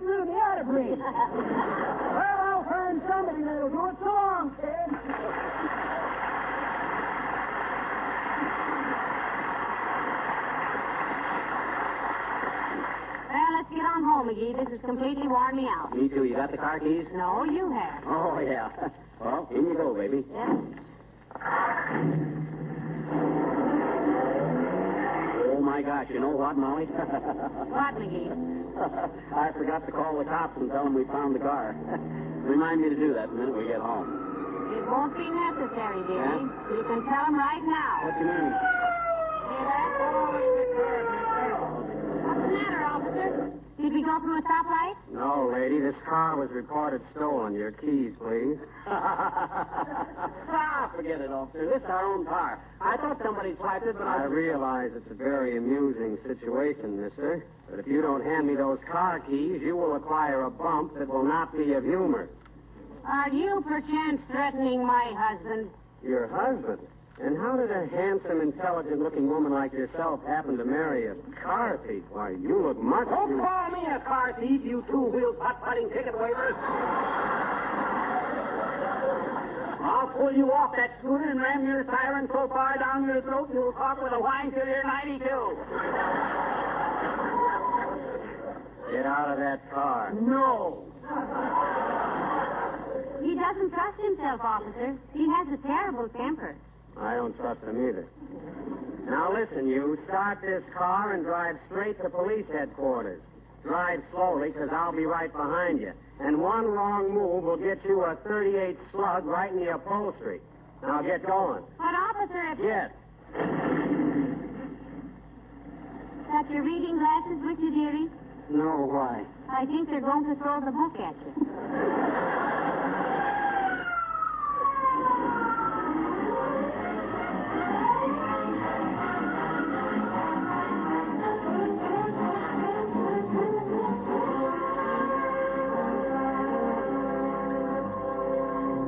Yeah, but officer, for the 900th time, I tell you it's my own car. He reported it stolen himself, Sergeant. I'm sorry, but you two people were found driving a stolen car. You've not identified yourselves to our satisfaction. Well, call Mayor Latrivia. I tell you, he's a good friend of ours. We did call him. His secretary says he's out shopping for flies. Whatever that means. Look now, is there an officer here named Big Freddie Wilcox? He's a cousin of a very good friend of ours, Harlow Wilcox, the Johnson wax man. Big Freddie Wilcox has retired. Well, wake him up. My gosh, what's a few minutes sleep compared to getting the guy? He's retired from the police force. Oh. Did you call any of the other names we gave you? More troops? Mr. Troop said you were a dangerous criminal and hanging was too good for you. Why, that's dirty. Did you call Dr. Gamble? Could locate him. We left word for him at his office in the hospital. Mrs. Carstairs? We tried Mrs. Carstairs. Her maid said she couldn't be disturbed. She was shampooing her husband's hair. Oh, now look, officer, be sensible. You can see that. Let me talk a minute, madam. Just as soon as you can identify yourselves, you may leave. And we'll all love it. But this stolen car epidemic is serious, and we can't take any chances. If you were a police officer, saw your friends crippled and killed chasing hot cars at 80 miles an hour through traffic, you'd be a lot tougher than I am. Oh, I don't doubt that, Bud, but... If you've seen as many young boys lifted out of wrecked cars they'd stolen for a thrill, you'd want to make leaving car keys in the ignition a criminal offense. But we didn't leave our keys in the ignition. You say you reported the car stolen? A high percentage of stolen cars were taken simply by turning the ignition key. Doggone it, our car was not stolen. I made a mistake. Go sit down, both of you. I've got work to do, and Oh, good evening, Doctor. Hello, Ben. Did you call me? Oh, McGee, it's Dr. Gamble. Oh, Dr. Gamble, are we ever glad to see you? Tell this guy who we are, will you, Doc? I'm afraid you have the advantage of me, sir. I never saw you before in my life. Well, of all the... Oh, now, Doc, cut it out. This is no time for that stuff. We want to get out of here. Come on. Come on, Aerosmith. Quit kidding. This gentleman's name is not Aerosmith. He's Dr. Gamble. Oh, that's just a joke, Sergeant. My husband always called him Aerosmith. Why? Well, I don't know. I just saw him all the time. What are these two people charged with, Sergeant? They were picked up driving a stolen car, Doctor. Please, Dr. Gamble. If you want a professional opinion, Sergeant, from a student of human nature and a fine judge of character, if I do say so myself, I'd say the lady is a high type of woman. However, this man has definite criminal characteristics. Now, just a darn minute, that's all. Quiet, you. Go on, Doctor. Notice the lobes of his ears. Practically non-existent. You remember what Lombroso said about that. Guy or Carmen? And notice, too, the low brow and the rather loose mouth. Please, Dr. Gibble, let's not carry the silly joke any further. Heavenly Hey, days. Doc. Did you hear what we done to more tubes? You mean about the pool cues? Yeah, McGee, I did. Okay, McGee, you win. Turn them loose, Sarge. They're all right. My goodness, Doctor, you really had me frightened there for a minute. You vouch for them, do you, Doctor? He'd better vouch for us, Buster, or I'll break every fill in his big fat handbag. Yes, they're all right, then. Mrs. McGee is one of the finest women I know. Oh, Doctor, I'll let you tell that to all the lady car thieves. But her husband can stand watching, Sarge. He's the type that tickles coin telephones with pipe cleaners. So what? I never made a nickel at it. Come on, McGee, let's go on home. Thank you for coming down, Doctor. Goodbye, Captain. Good night, Mrs. McGee. Night, Doctor. Oh, no. Dang it. Oh, my. Doesn't that fresh air smell good? Do all police stations smell like that, Doctor? Approximately, my dear. They bring in some pretty stale characters there sometimes. Hey, you going home or back to the hospital, Doc? The hospital, why? We'll drop you off on our way home, Doctor, if you'd like a lift. In what? In our car. That's it right over. Hey, where's our car? Molly, ain't this where we left our car? Right in front of the police station? Oh, yes, certainly. Did you take the keys out of it? Take Molly home, will you, Doc? I'm going back in and give myself up.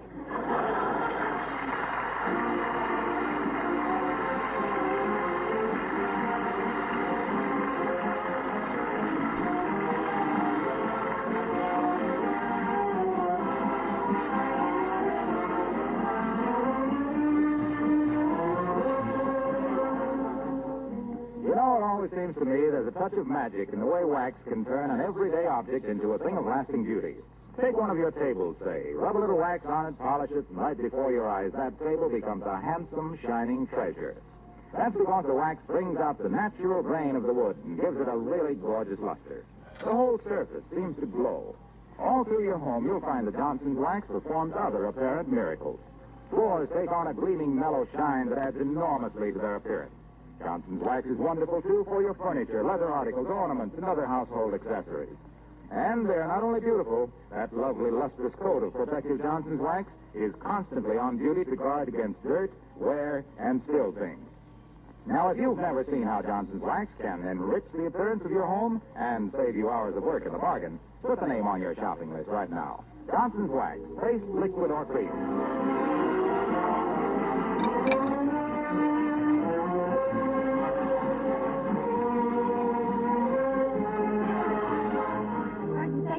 Car, McGee? In the police garage. I remember now. That motor cop took the keys when we got out. And to think of getting a ticket on the way home for driving too slow. Now, those policemen are really on the job, aren't they? Great bunch of fellas. Honest, dependable, loyal, courageous. When you do an about face, you really whirl, don't you, dear? Huh? Oh, yeah. Good night. Good night, all.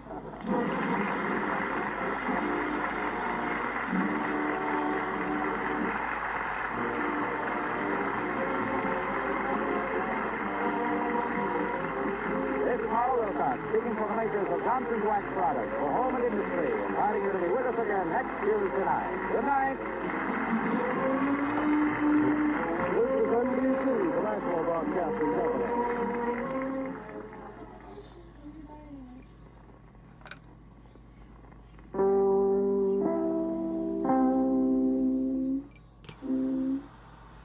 Miles Laboratories, makers of Alka-Seltzer, bring you another visit with Fibber McGee and Molly.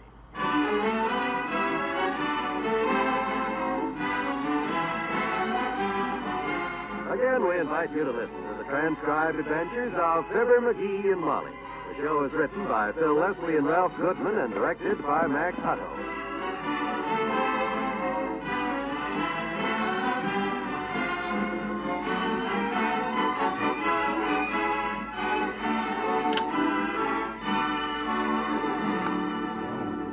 We'll see what's going on in Wistful Vista shortly. This is Eleanor Engel. You know, most of us like to have fun, and we all know that fun is good for us. But how about you? Do you always feel up to enjoying your fun? There may be times when you don't feel good, from a headache, perhaps, or an upset stomach, or just from general achiness. Well, believe me, that's the time when Alka-Seltzer can be a real friend in need.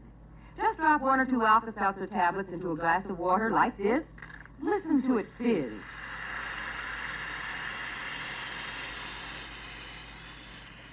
Then drink it.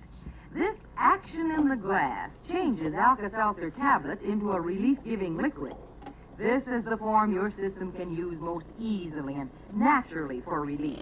Action in the glass supercharges Alka-Seltzer with lively bubbles, and this soothing liquid speeds relief. Action in the glass makes Alka-Seltzer easy to absorb immediately. That's speedy Alka-Seltzer, the favorite of so many, for relief that does so much.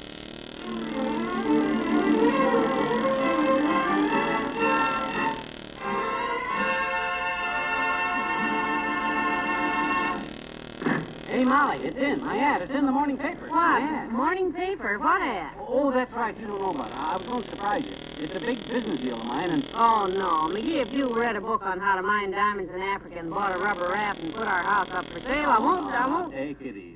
It's nothing like that. This is real clever stuff. You see, when I was downtown yesterday, I ran into old man McDonald, the president of the Third National Bank's wife, see? Oh? So, she was bragging about how smart old man McDonald is about business and how he was in the newspaper office right now running an ad to get new investors, and all at once, it hit me like a flash.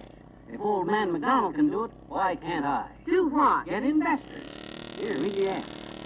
Very top ad there under business opportunities. Read it. Attention investors. It takes money to make money. Good catchline, huh? Invest in McGee Incorporated, $10 a share with a guaranteed return of $15 in 3 days? Yep. Oh, McGee, this is just ridiculous. Why? Would you mind telling me how on earth you expect to take $10 and turn it into $15 in just 3 days? Very simple. I just won't put the money into anything that takes very long, that's all. Oh, dear. Honestly, McGee, well, what do you know about investments anyhow, really now?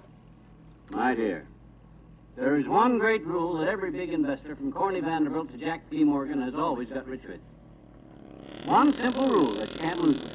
And that rule will be my guiding principle to it. Whatever you buy, buy it low, and when you sell it high. It's as simple as that. Well, I only hope nobody can... Probably my first investor. Come in. Oh, Dr. Gamble. Hello, Doctor. Hi, Molly. And, well, why the look of deep concentration on little dull skull here? Trying to remember your name, Sonny? Show the good doctor to the nearest open manhole, my dear. I'm much too busy to swap small talk with the big club. The phone will be ringing any minute, and I've got to fill out all these blank stock certificates. Blank stock certificates? Read this, Doctor. Oh, let me see. Attention investors. It takes money to make money. Good catchline, huh? Invest in McGee Incorporated. And, Now, McGee, you listen to me. Gee whiz, Molly, I thought you'd be proud of me. Go around saying, that's my husband. But instead, you got that look on your face again. What look? The one that says, that's my husband? Guaranteed return of $15 in 3 days. Calls this just 4366. Oh, brother, this is the worst yet. Okay, smart guy, go ahead and sneer if you want to. D-ride. But you'll sneer out of the other side of your big fat face when people start bringing me money to put in. Oh, stop it. If anyone buys 1 share of this McGee Incorporated, you little dunce, I'll take 50 shares. The general public is pretty gullible, but they're not that. McGee, who are you calling? You'll see. Hello, Harrison? Yeah. You read the ad, did you? Well, I thought I'd let you in on it before we're all sold out. Only selling a few select shares, and how many? 10? Okay. Give me that phone. Hey, let go of that phone. What are you When trying you to... hear the chime, the time will be exactly 11:05. I thought so. But you wait and see, Big Septic. I'll bet when this ad gets read, I'll have so many people trying to crash in here, it'll be like a Hollywood preview. If it's all right with you, Molly, I'll stick around a while. This I gotta see. McGee Incorporated. Oh, that's priceless.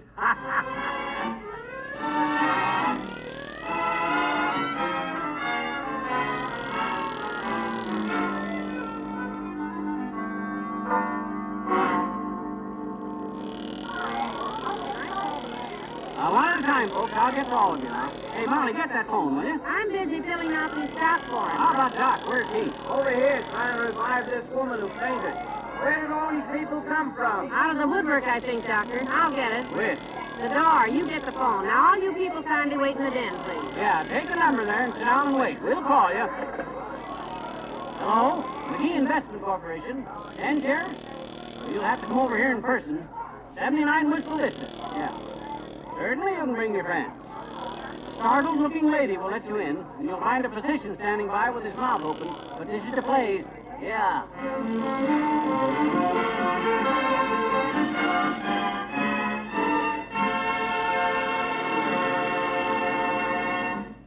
In just a moment, we'll try to straighten out the McGee. Here's a conversation you might overhear on any wash day. You know, there's only one thing worse than doing the wash. Well, I can't think what that would be. It's doing the wash with a headache. You have a headache, Maggie. Yes, and the kids will be home for lunch any minute. I should have finished this hours ago. You mean to tell me you don't have Alka-Seltzer? Well, yes, but for a headache? Just as good for a headache as it is for an upset stomach, sweetie. You stay right here, and I'll run upstairs and fix you a glass of Alka-Seltzer. Yes, Alka-Seltzer is a prompt, dependable pain reliever. And because you take this pain reliever, Alka-Seltzer, in liquid form, your system absorbs it more quickly and naturally, and relief comes along almost before you realize it. Get an extra package at the drug counter, and be prepared for the busy holiday season coming.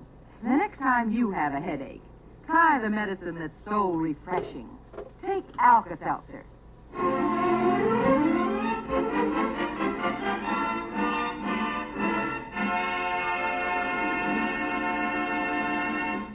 I just can't understand it, Mabel. Nobody called at all this morning, but right after noon it started, and we've just been swamped.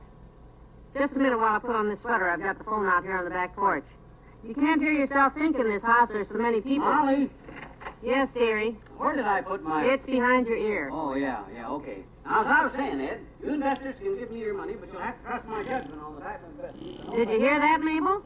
Yeah, and they're giving him a free hand, too. Not one of them looks the least bit worried. I don't know how he does it, but this man... Molly, Doc, somebody get the door. Okay, dearie. Talk to you later, Mabe. Bye. Tommy! Oh, this is a madhouse. I've never seen anything like it. Number 18 next. Number 18. Oh, gracious, that's me. Right in here, ma'am, and don't be so nervous. He's nearly sold out of his stock. Oh, dear, I do hope he accepts me. He's getting Indeed, I never saw anything like Molly, this. I gotta talk to you. I've been trying to get through this mob to find you for 20 minutes. But you've been so busy. Did you ever see anything like it? Never. That's why I want to talk to you, Molly.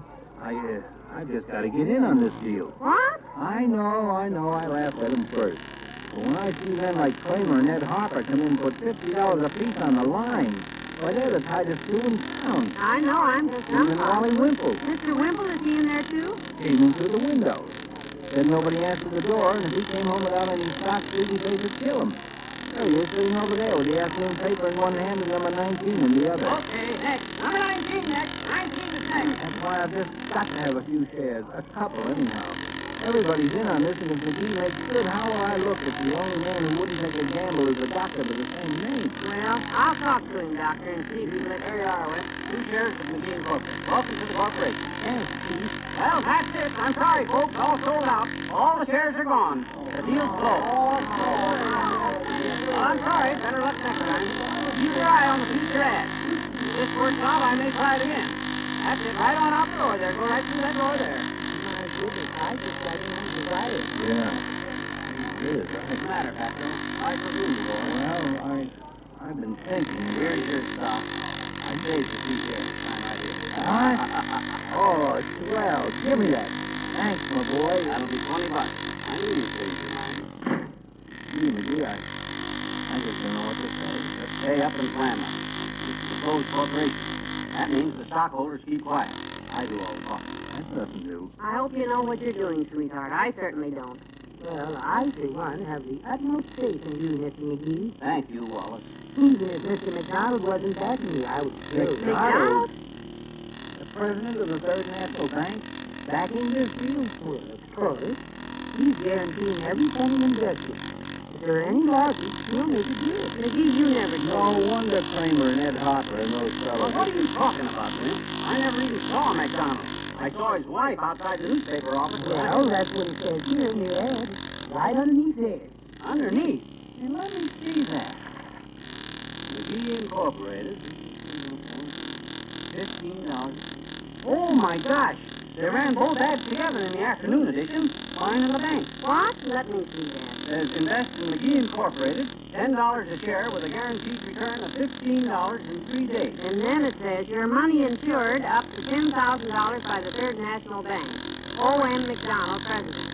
Oh, this is murder. Oh, man.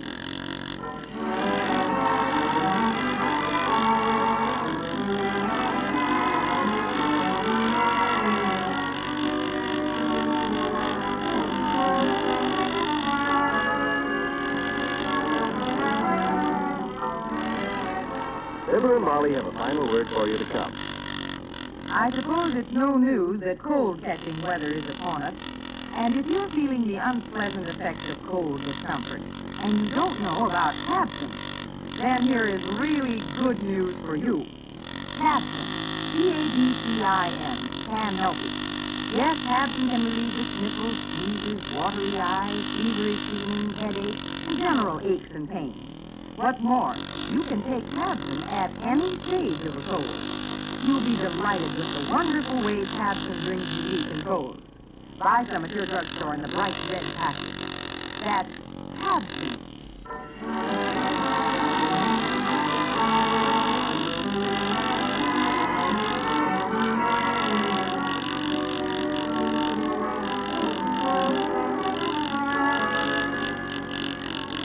The phone's been ringing like mad. People have been checking with the bank and they want their money back. You mean they don't trust my investment judgment? Just because the bank isn't backing me, they want their dough? Frankly, yes. Well, in that case, there's only one thing we can do. What's that? I'm not home. Oh, now you... Well, I'm off till Thursday. I didn't promise them anything for 3 days, and I'll come through. You'll see. All I ask is a chance. Well... So long, everybody. Goodbye, all.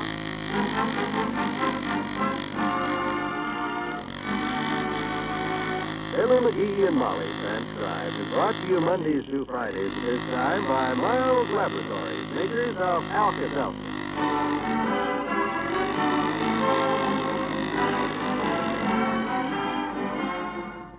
Mr. Wimple is played by Bill Thompson and Dr. Gamble by Arthur Q. Bryan. The woman was Colleen Collins. Well, that's a fine pickle our hero has gotten himself into, isn't it? Leave it to McGee. Call him off till Thursday, he said. A year from Thursday would be more like it. However, he's always escaped with his neck so far, maybe he can do it again. If you want to find out, you have only to tune in here again tomorrow and see the wheels go around. This is John Wall saying goodbye for now.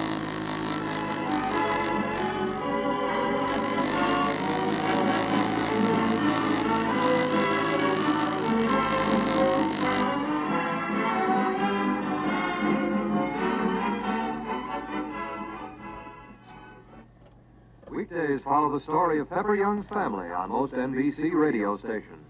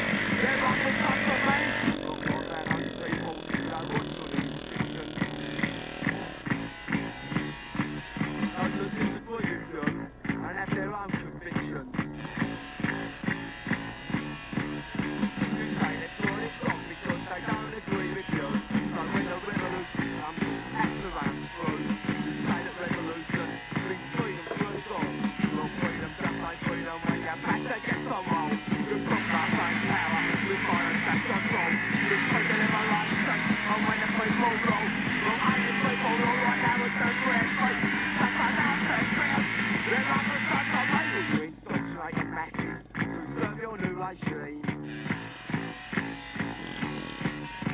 And typical away with those who use on Trick Street. Transportation details be left to British Rail, where drunk will be succeeding, not to get the fail. It's just the same old story, of man destroying man. Look to the bottom answers, the problems of this land. You thought I find power, you find attack your soul. You speak in my license, I'm when it's faithful rule. From I did faithful rule, right now we're telling correct faith. That's all I'm saying, man. They're off the face on night.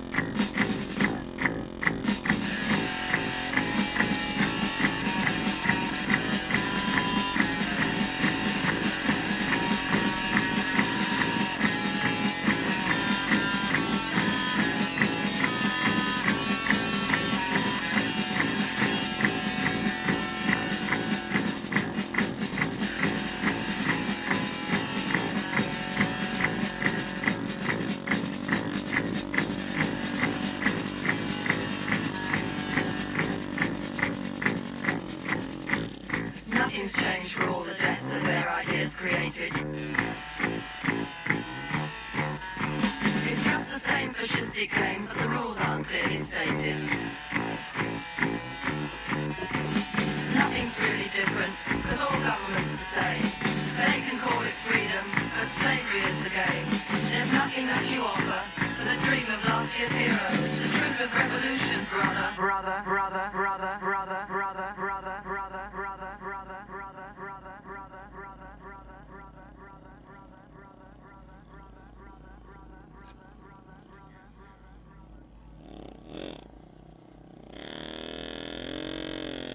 Years ago, I was sitting in a room and I looked round and I thought to myself, oh, what a fuck up. I'll be chilled when it's hot. I should be rich, but I'm not. Yeah, I'm a man, but I hate when I fight. I don't fight great. Well, I fucked up and I've been down. I spent a penny, they cost a pound. My heart is cold, been torn out, ain't got no time.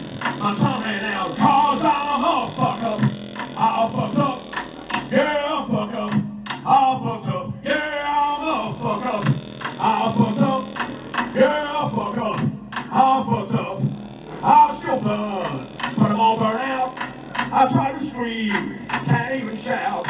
Yeah, I'm worn, my body's strong, ain't got no grip, my feeling's gone.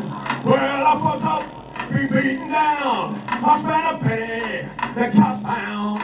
My heart is cold, be torn out, ain't got no time, my time ran out, cause I'm a fuck up. I fucked up, yeah, I fuck up, I fucked up, yeah, I'm a fuck up. I fucked up, yeah, I fuck up, I fucked up, yeah, I'm a fuck up.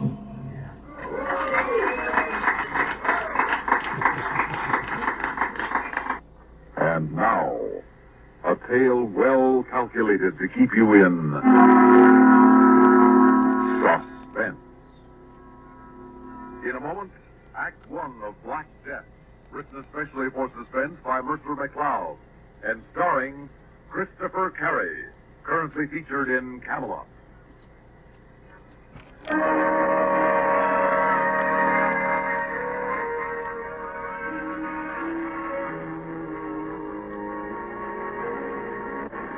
Lorraine, is it getting worse? Well, it's not getting any. I can't understand why the lights should be so dim. Dear. What? That might be my fault. Why do you say that? When I took the car for petrol last Thursday, remember? You said be sure and have the battery checked? Oh, say no more. Yes, I'm afraid I forgot. Then that's it. If I stall, I don't think we'll get started again. I'm sorry, darling. Oh, what was that? I don't know. I hit something. Can hardly tell whether we're on the road or not. Don't you think we should... Are we stalled? We are. Well, here goes.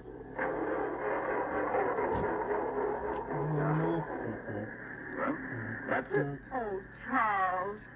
And it's all my fault. Now, don't feel bad about it. I don't think we should have made it anyhow. If we were on a main highway, we might be all right. But these small by-roads, miles from anywhere... But what can we do? Well, or we can sit in the car and hope another car comes along. All right, if you The want chances to, of that do happening it. here are remote. We might be better off to walk to help.